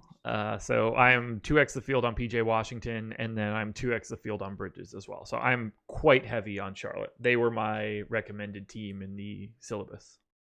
Yeah, same thing for me. And that's one thing that still does hold true. So I'm glad about that part of the syllabus for me. But I agree. I think many configurations of these guys I want to have today. We have to ask the quintessential question, which we always answer. But how many guys in a lineup from Charlotte would you feel like is too many, or how many is just right if you were the Mama Bear and Goldilocks? I'm just setting a max of 4 across the board today. Oh, so you're willing to get to 4, even though usually you would advocate for 3. There's only 3 games on the slate. I don't really have much choice. Would you want to run it back if you were playing 4 guys, or is that not a consideration for you? Never a consideration. Okay. Got it. All right. I'm asking the questions that people want to know, even though I did know the answer to that one, but no, we're good, man. I know what we're doing here. Got to dig deep. Yeah. Josh, is this your first show? I didn't no. DA24 asking, this is an either or question, which I really am loath to answer, but yeah, we're going to have no choice there, huh? Who do you like more, Gary Harris or Cam Reddish? With all the guys available on the Atlanta wing, I would prefer Gary Harris. And worth noting for me too, last 4 games, Gary Harris has been back above 26 fantasy points, which for him is actually a very positive sign for what Gary Harris does. So that would be Gary for me. But Josh, Gary Harris or Cam Reddish? Since there's no site, I feel like I should not answer this question. But the answer is Cam Reddish. Really? Interesting. Okay. Yeah, on DK, I think there's $100 difference with Reddish being more expensive. So I think that also may be skewing me a little bit. I'd be more likely to have 0 Gary Harris than pick him over Cam Reddish in that spot. Really? Okay. Yeah. I feel like, Gary's going to shoot some threes. I feel like it's not a bad Gary Harris spot today. I'm never a Gary Harris sycophant by any stretch, but I don't know. I don't think it's a terrible spot for him today if you wanted to go there, but I get it. All right, let's keep going here. Let's talk to this Atlanta side too, because they do get a pretty decent boost in terms of the defense going against them. Charlotte, not a good defensive team at all, giving up about 48% shooting from the floor this year. Defensive rating also not good. They're actually slightly better than Atlanta, so they've got that going for them. But Trae Young, to me, looks like a very strong play at point guard, especially now that we know we have no Bledsoe in the mix. Kevin Huerter also projects well for me, though I do try to move away from him when all the wings are available for Atlanta. Just feel like that gets a little constricted there. John Collins, though, I know never one of your dudes because of whatever way you're calculating that, but I don't mind him either going against a pretty weak Charlotte interior. So what are you getting for Atlanta? I think there's a lot of arguments to be made for many of these guys. So I have John Collins in 97% of my lineups right now. Oh, hey, that's got to be a really good John Collins sign, because I feel like you never get above 10 for him, right? I don't think that it's a good sign, but it's also unavoidable in my opinion. Again, I only have 4 power forwards projected as guys that I want to have. So Collins is my top guy there, and he is my second most exposed guy behind Chris Middleton today. Interesting. So that's a big cosign on Collins. I didn't quite expect you to have that much love for him, but I definitely have more than the 24% we're projecting on DraftKings. I just think he's a strong play. I feel like there's maybe a little more risk going to a guy like Siakam. I think appealing for tournaments, but Collins to me just been really rock solid. Really not even in terms of looking at standard deviations. I feel like not the most variable player. He just keeps kind of doing the same thing every night, which on this slate, I think I'm willing to take. But so are you getting not much trade then because you're getting so much Collins? I have 85% Trae Young. So you're very big on this game, it seems. Yes, I am. Very much okay. So. I agree. I'm with you on it. I'm just a little surprised, I guess. I mean, like, you got to be big on something. There's only 3 of them. There's only 6 teams to roster. You're right. When you are right, you are right. And this one particular, which is pretty much always. Yeah, I'm sure the people would agree with that as well. But yeah, I agree with you. I think we're on the same page. So I won't nickel and dime your takes. Yeah, I think both guys. It's just a staggering amount of Hawks and Hornets. Actually, let me look. So if I sort this by team, Hawks are the team that I have the most. Hornets are second, and then Milwaukee is third. But that's pretty much just Middleton, DiVincenzo, and Brook Lopez. Whereas I have 6 different Hornets and 4 different Hawks. Team I have the least is Utah, and I essentially don't have them. Denver second. Yeah, it's interesting. I know that in our ownership run, at least a couple of them ago, I don't know if that maintained, but we had Donovan Mitchell going pretty heavy, and we'll finish up the Hawks in a second. But I also am not too big on Utah. I feel like Mike Conley, I'm getting a little bit of. Yeah, I guess he's a good value on DraftKings. Yeah, Conley and Mitchell, I think, are priced fairly well. They're just going to be owned a lot. I guess everybody's going to be owned a lot, but Mitchell's less owned now, under 30%. That's a little better, I think. He was my bust pick today. Yeah, I'm never. I mean, I'm never a big Mitchell guy generally, but he's always okay to me. I'll never be mad at it. But if he's going to be one of the chalkiest plays on the slate, I feel like I never really mind moving away from that, unless he's playing like Washington or Atlanta or something like that. All right, let's see. Hey, we're almost halfway there. Yeah, well, thank God.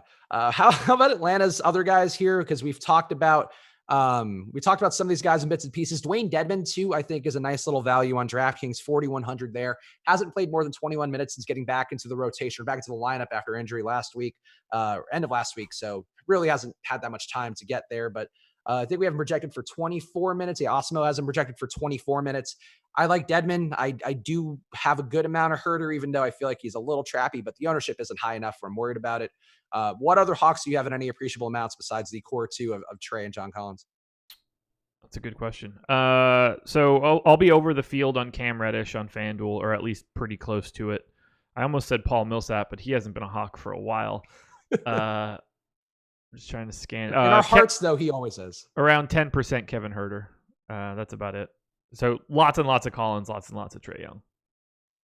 Yeah, way too much Kevin Herder for me today, but I feel like it's hard to argue. He's a good shooter. I think a little more playable in lineups without Trae for me personally. I just feel like he does absorb some of the Trae failure production that sometimes happens, but obviously don't mind him if you get them together, but that's just one way I would lean. If hand building and you have that degree of control. Let's see some questions here. People asking the play both Graham and Rozier on DK single entry question, which I think we've kind of addressed, but their minutes are staggered enough away. I normally wouldn't have a problem anyway, but I definitely don't have an issue today. Yeah. But Josh, okay to play Graham and Rozier together? Yeah, absolutely. There are basically no rules on days like today. True. Yeah. If anything, you get more weird, but I mean, even still, like on a normal day, even I wouldn't say that's the worst thing. Maybe on a 10-game slate, you don't do it, but if it happened, I wouldn't be mad. Let's see. Can you offer some conjecture as to why Marvin Williams is up 2K on DraftKings? So they know something we don't. No, that's not how that works.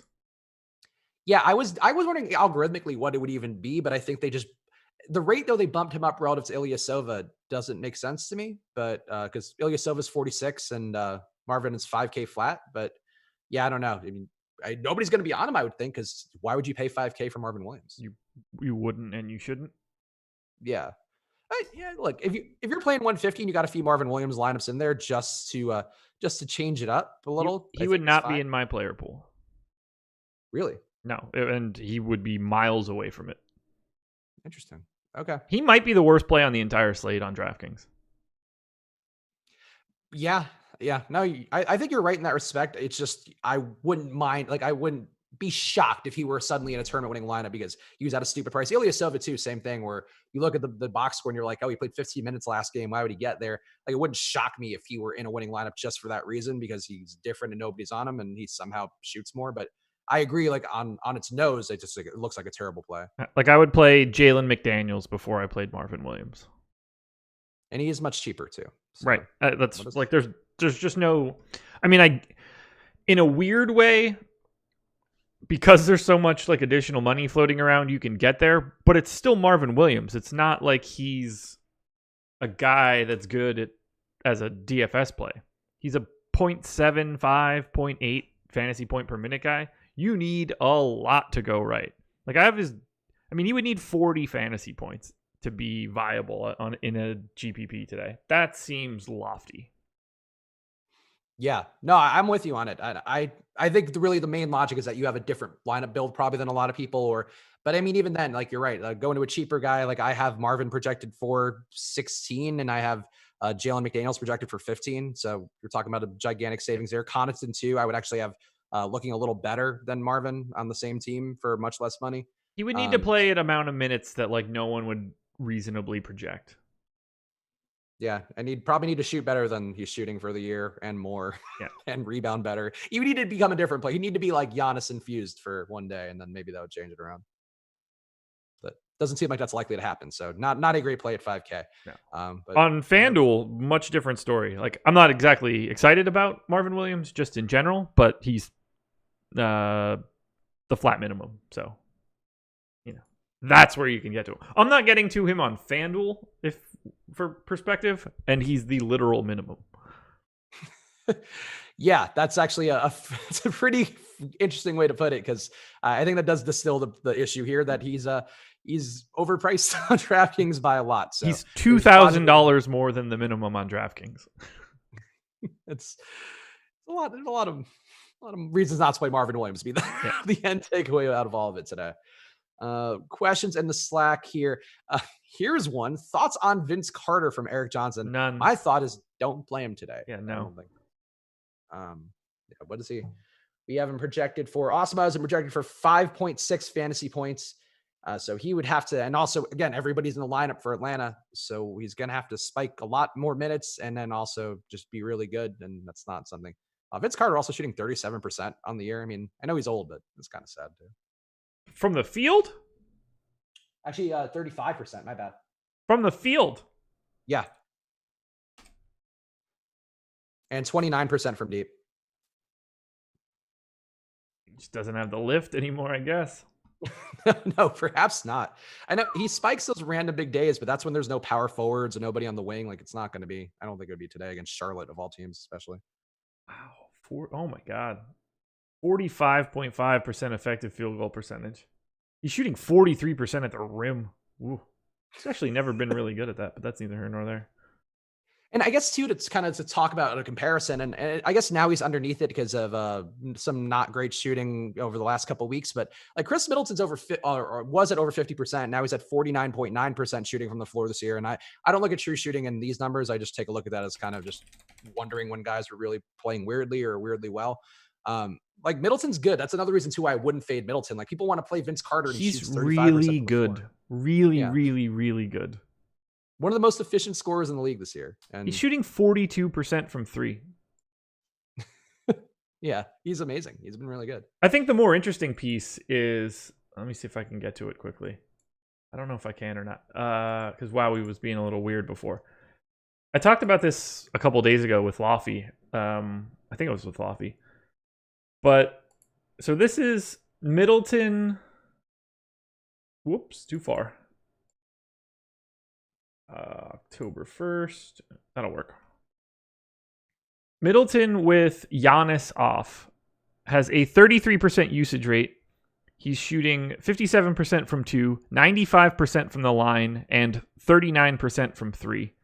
Like, he's shockingly good. And he's doing it on usage rates that are comparable to like literal stud players. He's probably the most slept on player in the NBA. He's going to make an all NBA team this year.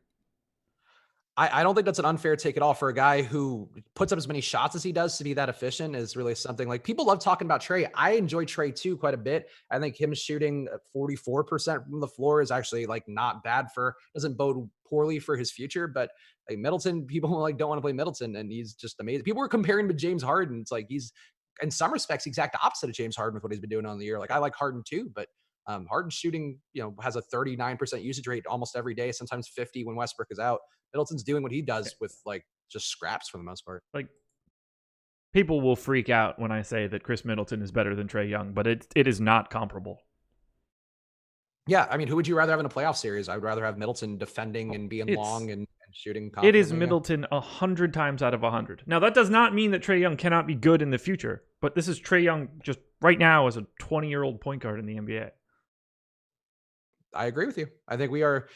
We usually disagree about the actual basketball player things, but I feel like this is one where I firmly agree. Like, I enjoy Trey. I think Trey's a great assist man. He does that certainly, and he's improving. But Middleton's right now just a very, very strong play and really good player, just in every possible way.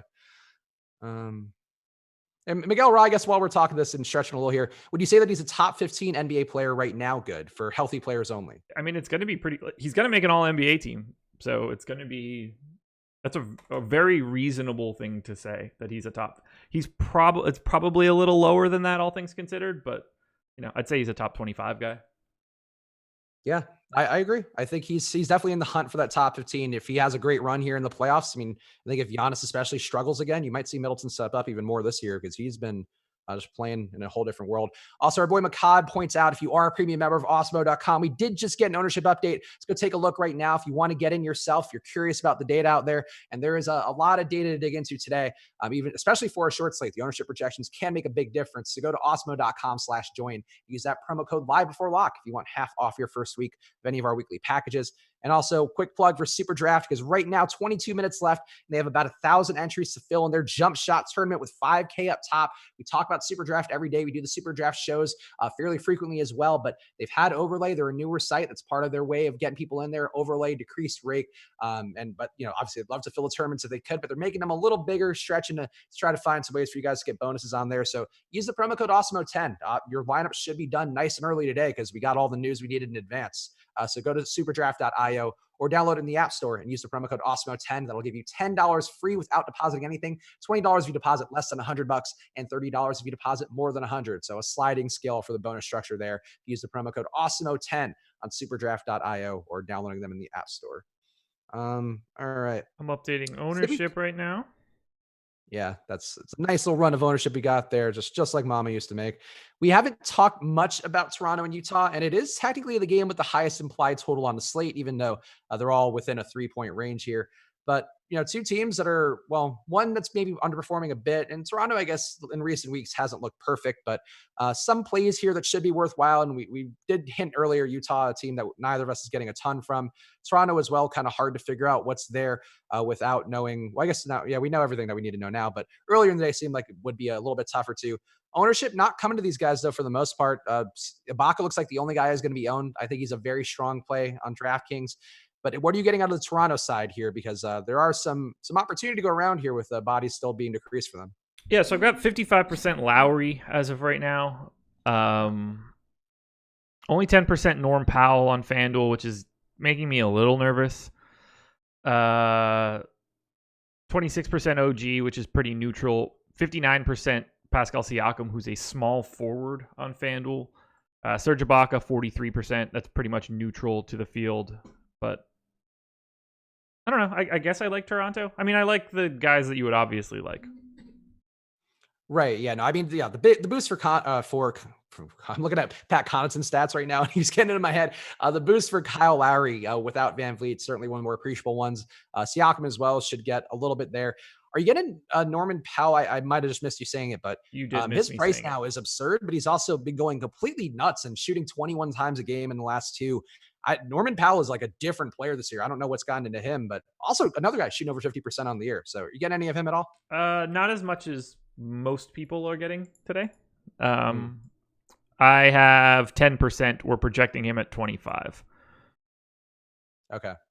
Fair enough. Yeah, I don't know. I didn't know that he's shooting 50.3% from the floor for Norman Powell. That's not bad for him. Good. Yeah, he's rounded into the player they've treated him as in terms of being a trade asset and all that this year. And yeah, I guess I'm more impressed now that I know that. So Yeah. good job by him. Good job by him. He shot 40% from 3 last year. It's good. No, I agree. I guess I just remember the disappointments more so, but in the playoffs, he was also pretty good as a heat check guy coming off the bench too for some of those games. So yeah, I might be sleeping on Norman Powell a little bit too much. One guy who I feel like I'm not sleeping on though is OG Anunoby. I would be much less inclined to pay for him on DraftKings today than I would Powell. And would you agree with that or no? DraftKings? Yeah.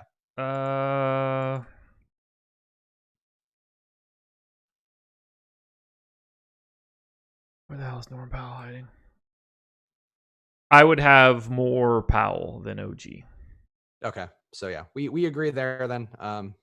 Yeah, it's just OG has had some big days, but a lot of them with outlier steals efforts, shooting way more than he does. Powell's a guy who seems like he's been dying to get this chance to start chucking up more shots, and he's really taken advantage of it. So I think they're very different plays, even though DraftKings are both two guys who jump out as like, oh, these guys are really priced up now. But Powell's, I think, can actually be worth it. I'd find it hard to believe OGs can, especially going against Utah. It just seems like kind of the worst of all worlds there. We just got 2 super chats. Oh, yeah. Well, you want to just fill them in because I didn't see. I didn't see the top one. I can just see the color on the screen. Pat McCaw on DK, or will Toronto utilize his defense yet? Pat McCaw on DK is a no-go for me.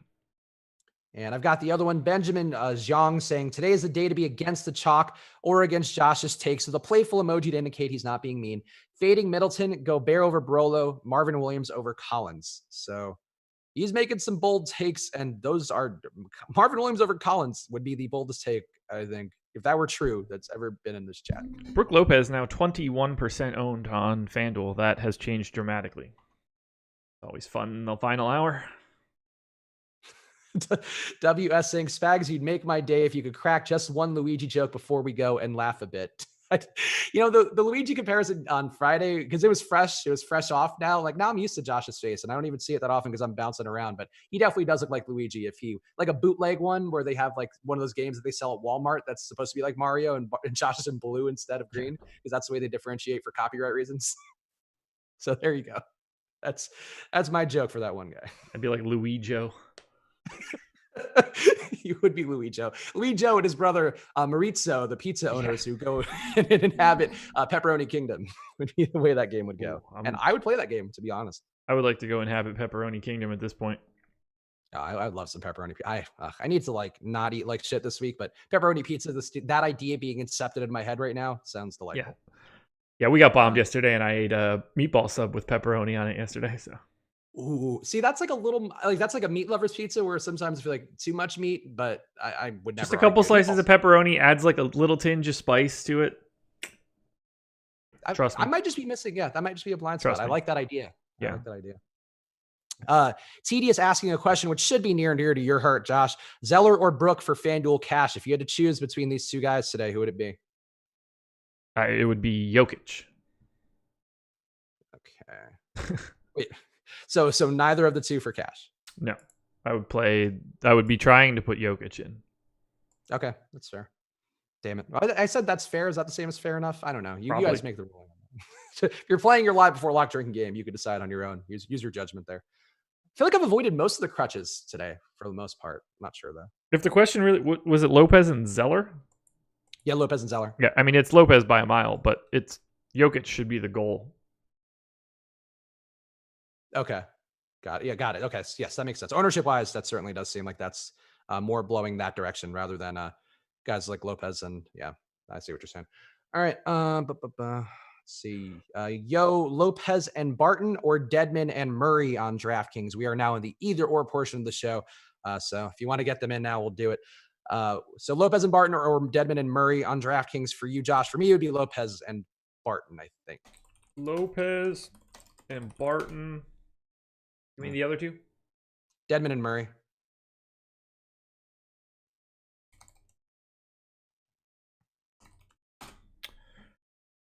I would rather have Lopez and Barton not particularly close.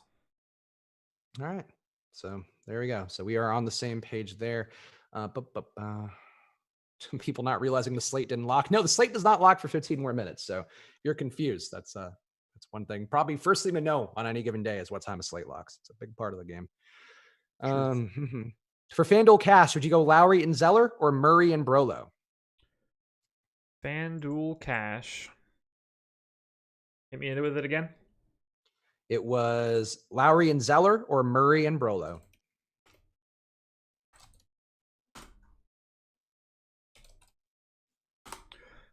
I would go. Oh, I need to make that smaller. That's what she said. Probably Brook Lopez and Jamal Murray. Ownership is a little bit more appealing there. It's really close. I have Lowry and Zeller projected slightly better, but Zeller's not getting the same sort of love from an ownership perspective. So that's pretty close to a 50-50 for me.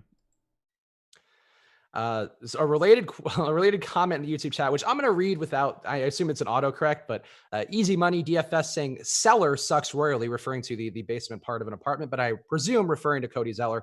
He sucks royally. Please stop asking questions or comparisons about that sorry ass dude. For one, he's playing the Atlanta Hawks. For two, he's also averaged not bad. Yeah, that's just a terrible take. Averaging over a fantasy point per minute on the year. When he's been getting minutes, he's had like over 50 fantasy points at least one point this year. He's been a 1+ fantasy point per minute guy for ages now. So yeah, I'd pump the brakes on that take. No, that's sure. And against Atlanta too, it's just an odd call. Like whether he gets there or not today, that's an odd belief to have. Like any of the three Hornets centers, honestly, playing Atlanta, I think would be in a good spot. Like I was getting Biombo before. Whoever started at center for the Hornets was going to be a nice play today. Yeah, not trying to call anybody's crappy takes. We all have crappy takes too, but that's just one. Like I don't at least like. I try to be a little more kind here. I try to be the mama bear to Josh's angry papa bear sometimes on here, but I just feel like that's one you got to at least have some statistical reason why. And Zeller does everything you want of a big to do fantasy wise. Very silly on a 3-gamer to have that sort of take. In a single entry GPP, who would you start at center, Jokic or Lopez? Asks the Laminator. I would go Lopez for me. It's basically like an impossible question to answer. Right, because it's a big financial difference between those. Yeah, what are you doing? I don't know which site it is, but like on FanDuel, what are you doing with the other $4,400? Yeah, I think it's actually pretty close as well to that same price on DraftKings. So yeah. It's a lot. Actually, I think it's exactly the same amount for DraftKings. When I think about it, yeah, it is. All right, that's the question. Is going 100% on 2 to 3 people a bad thing, or what are your thoughts? Morgan asks. I think it depends on which 2 to 3 people. Yeah, there's no bad or good. I'd be reluctant on a 3 games. I mean, this guy's spelling Zeller wrong again. Maybe he's doing it maybe as a bit to be like Zeller. I'm quite confident. No. Oh, he's doing it with the Z now. Okay, my bad. Yeah. Let's see. Our boy Andrew Mocked in the YouTube chat asking, here's an interesting take on FanDuel for either or Pat Connaughton and Marvin Williams or Sterling Brown, the $3,700 power forward, either Royce or Jeremy Grant. I would want none of those things. Based on what you said of Marvin's price on FanDuel, I feel like I would go Connaughton, but I would like Connaughton and Jeremy Grant if you were going to do that. I would like I don't know how that works price wise. I'm not playing FanDuel, but Pigtails thinks he's someone's mom. Some of us are not as concerned about being thought to be manly men on live streams when filling hours of content. Person in the YouTube chat whose name already lost. Like, let's get some confidence in yourself, maybe. Top 3 super draft plays. That's a question I would love to answer. Yeah. Right now on super draft, Josh, who would be your top 3? Chris Middleton, Terry Rozier, Dante DiVincenzo. And that is also Alex's top 3. Not in that order though. He has DiVincenzo number 2, but yeah. Who does he have 4th? Kyle Lowry. So do I. Who's 5th? PJ Washington. Wow. I've got Jokic. Yeah, I've been getting a lot of PJ, and I thought Alex's projections would kind of would weight me out a little bit, so I wasn't getting as much PJ. And I think he might even be more in on PJ. So yeah, he's BDs in him. There you go. So salty specs. Now I just think you're kind of pathetic, Rodrell. So that's all. Get muted. Boom, boom, boom. Would you go in a DK GPP, Wesley Matthews or Frank Mason? Wesley Matthews. Yeah, I mean, not that that's exciting. Yeah.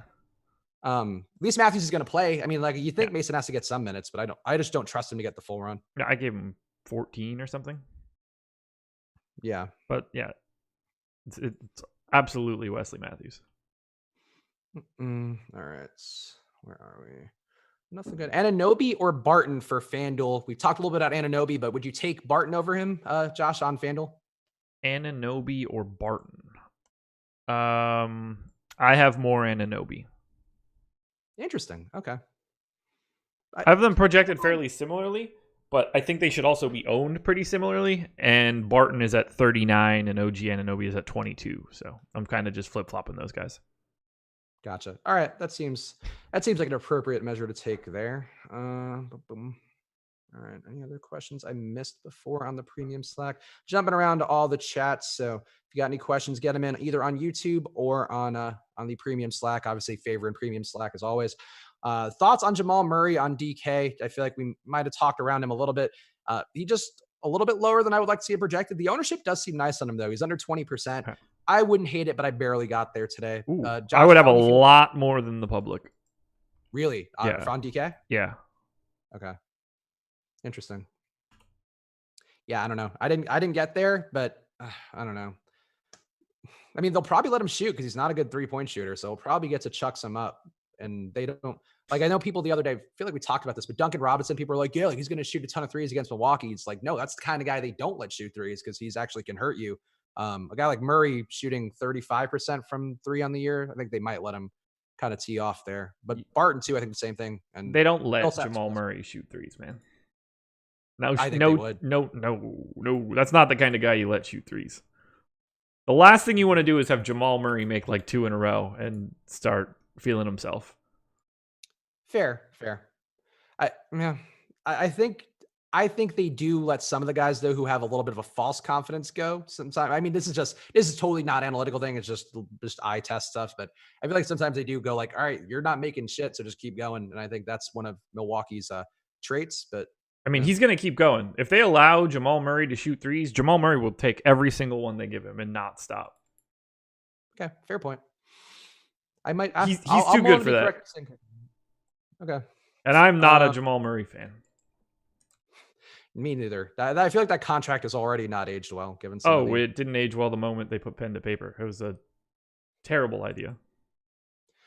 Some more either ors here. Would you go Bogdanovich and Plumlee or PJ Washington and Monty Morris for a large field DK GPP? I think I would go Washington and Morris. So would I. Yeah, okay. Plumlee, I didn't get much of today. I don't really see the need to go there.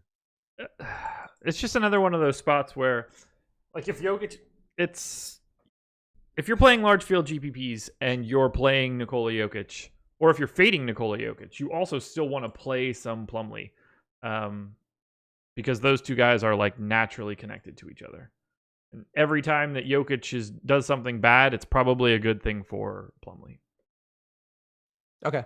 No, I think that way of looking at it makes sense to me. I just feel like they could, I mean, like, you don't see a world where Jokic gets in foul trouble and they decide to go small and maybe go like Grant at the 5 and just try to not against Utah, or not against Milwaukee and Lopez. Okay. Mm-hmm. Let's see. I don't know why I said Utah. It's a 3-game slate. Obviously, there's so much to keep up with. I caught it quickly. It's also Monday, like my hero Garfield would say. Mondays are bad. I like lasagna. That's classic Garfield quotes that we all know. Like the Boomtown Rats would say, I don't like Mondays. That's true. A lot of people don't like Mondays. It's a good track. Unfortunately, I listed the Boomtown Rats, I don't like Mondays, as like a song that I liked on Facebook 10 years ago. And I get updates of the Boomtown Rats from time to time. I'm sure near and dear to your heart. Yeah. Just want to know what those boys are up to. I mean, that song's really good. Can't say I'm familiar with it offhand. I feel like I've seen the title before, but it's not one where I can think of what it would sound like offhand right now. You want to sing it? No, I don't. For out of the higher projected guys, let's see. Out of the higher projected guys, who do you like on SuperDraft? Barton feels like a pretty strong play. Out of the higher projected guys, let's see. I mean, Barton's a little bit outside the cusp of these guys. Like, it looks like Murray projects better on the same team. I don't know. I feel like Alex's top 5 looks about right to me based on the multipliers. I mean, I'm always going to think that anyway. Sorry, I don't understand the question. Yeah, I don't either. Not counting the guys. Wait, so not counting the guys that project well. Who would I like to play? I would like to play the guys that project well. Yeah, any 2x guys that are weird. If you want to get real weird, take Ersan Ilyasova and hope that maybe he gets some minutes back and then some things break differently. Maybe him, but that's 2x. But it's a small slate. You got to kind of just take the guys who look good for the most part. Pivot in a couple spots, not too many. For a single entry GPP on DraftKings, would you go John Collins or Pascal Siakam?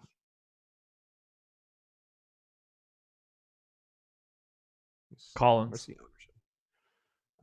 For a single entry, Collins is at what? Siakam. Yeah, Siakam's not low enough, I think, to justify it. So yeah, I'd probably go Collins too.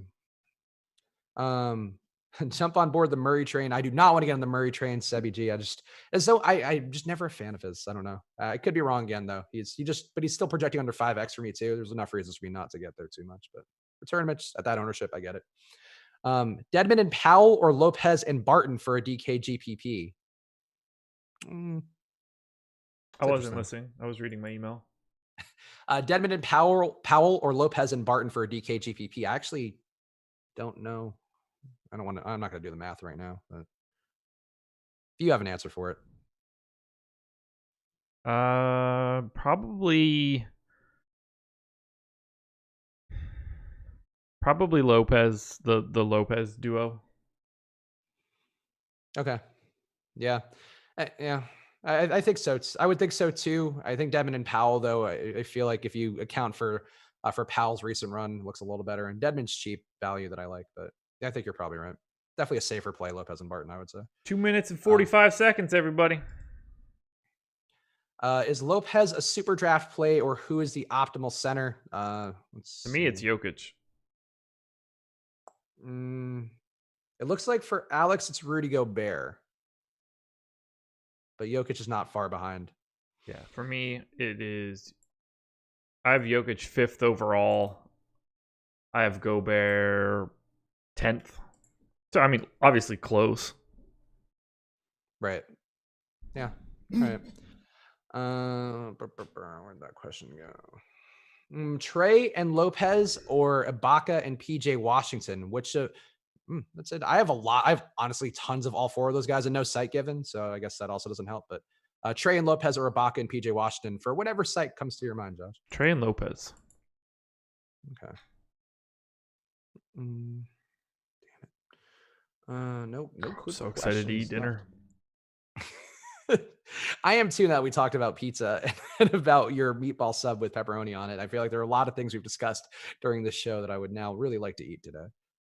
I'll be eating relatively healthy, so good.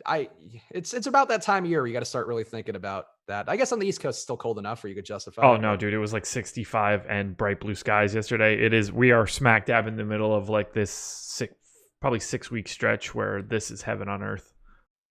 Oh, that's nice. Yeah. So then, you got to look good. You got to be showing off your abs. I don't know what those things would be. I hide them behind the keg. Let's see. Anything? No good questions. Anybody you feel overexposed to now that you've gotten your lineups in and everything is up and up on the up and up for you? Overexposed. Miles Bridges. Yeah, I got a lot of Bridges. I got a lot of Bridges and PJ. PJ Washington. Yeah. Okay. So we got a lot of the same guys that I don't love getting a lot of those guys generally, but it's hard not to. Question here. Any love for Bogdanovich or Ingles in a large field GPP? I would definitely go Bogdanovich over Ingles, though, not accounting for salaries and all that. But Bogdanovich, I feel like always kind of a worthwhile GPP dart toss when the salary works. I have 3 times as much Ingles. Really? Even with all the guys? Okay. I don't go Ingles unless Conley's out usually for the most, or Bogdanovich or one of them. Not a bad price though. I guess I got it. I guess I'm going back to that overexposed question. Yeah. Joe Ingles. Oh, here we go. Super Draft, 400 entries did not fill in there. So what would that mean then? Actually, what's the math on that? I'll do the math here. 2046 times 12. So there's a bit of overlay there. So that's good. 25,000 guaranteed, $24,500 and $24,552 were put in by the people there. So a little bit of overlay on SuperDraft. And this happens a lot on SuperDraft. They're a newer site. They're competing, especially with some of their lock times against the other sites that have been around for much longer. So there's a good chance of you getting some overlay, additional money that goes into your pocket, or saving some money on rake. Two things that are going to help you out quite a bit if you're a newer player. So go sign up on SuperDraft. Use the promo code Awesemo10. It gives you $10 free, even if you don't deposit anything, $20 if you deposit less than 100, and $30 in super cash if you deposit more than 100. So take advantage of those bonus deals right now and take advantage of the overlay and decreased rake they've had, because there's still big prizes up top there. 5K up top with only a 2,400 entry tournaments. Not a bad number at all. No, not at all. Is it even like we could do one quick round of the ownership? I feel like, well, I won't even make you guess anything. I'll just say it so the people, I feel like some people like that for completionism's sake, and then we can eat. Sure. Then we could eat all the meatball subs. More lasagnas. Ooh, a lot of Devontae Graham ownership, it seems. Oh, sure. All right. So yeah, number one owned player in DraftKings. What is this one? The fadeaway today, because it's a $15 one and you shoot fadeaways from 15 feet. I believe that's the logic that I've established for this tournament name. Number one owned player is Devontae Graham at 41%. Would you have been above or underneath that, do you think? Probably under it slightly. I'm right with it. I think I'm at 39 or so the last that I checked. So I'm with the field on Devontae, and I think he's good. I think he's looked better too since he had those couple games off there with the injury. PJ Washington, 36%. I'm above it, and I hate it now. I would have been right in that area. Yeah. I mean, PJ's been steady, probably been steadier than Bridges lately, so maybe there's some more merit. Trey Young here, 30%. We'll burn through these. John Collins, 27%. Miles Bridges at 24%. I do think Miles being 11% less owned makes him pretty appealing with the ownership there. Terry Rozier, 22%. Dwayne Dedman, 19. I would have been 18. A lot over that Terry Rozier number. I agree. We talked about it earlier. Rozier just undervalued. He should not be half the ownership of Devontae Graham. They're very similar players, even though I do like Graham a little bit more. Dedman, 18%. I feel like that's a little low too. Cody Zeller at 18 too flat. That feels very low for a guy who now we know is starting and also had dual position eligibility. I'm so confused by one of the most recent messages in YouTube chat. What is it now? Read Denver Diddler's message and explain to me what that's supposed to be. Oh, okay. I guess somebody shot up a school and did it because they didn't like Mondays. What? That's what I went to the top one. That was his first message in the chat today. It was with a winky face too. Oh, I see. Is Alex in today? I wanted to talk to him on Monday, and it's Monday, so that means I want to talk to him, okay? Oh. So he's on a lot of chats that were very confusing and gibberishy. If you guys want to play the game along with us, Control F Denver Diddler right now in the YouTube chat and be perplexed as to what's going on here. That's I expect more out of my Diddlers from Denver generally. But I guess he probably saw the stream because you were in it, and he's like, "Oh, our people are welcome here." I don't understand any of it. The Diddler people here represented well on Live Before Lock this week. Kevin Herter, 18%. Cody Martin, 10%. I like that now a little bit more. Cam Reddish, 8%. DeAndre Hunter, 6%. I think that's a little low for a steady player. Bismack Biyombo, 3%. Jeff Teague, 1.4%. Willie Hernangomez, 0.8%. That feels kind of like a play themselves because he's not probably playing today. But yeah, no, nobody else really played themselves, I think. So I'll say that one counts. That works for me. All right, guys, hit the like button before you go. Again, sign up for SuperDraft, superdraft.io. Use the promo code Awesemo10, $10 free, $20 less than $100, $30 when you are putting in more than 100. Great deposit bonuses on there, lots of overlay, and also just decreased rake and good, honestly, big prizes up top. It's worth your time there just to get in the mix now, get in the habit of playing it especially when they're locking after the other slates on other sites. A very easy way to play. Get some more action in there, and on a site that makes it about as simple as you can. And Josh, anything you want to hit on here before we call it quits? Hornets. Yeah, Sexbots just made it to chat. Talking about it, or talking again about Pizza Hut pizza, and then asking Josh or Spags. Ooh, I think Madison was trying to find out which one of us she would go to first. And I don't know, Madison. I would totally bang a robot, so I'm in. On that note, we appreciate you guys watching. Hit the like button, and we'll see you guys again soon. So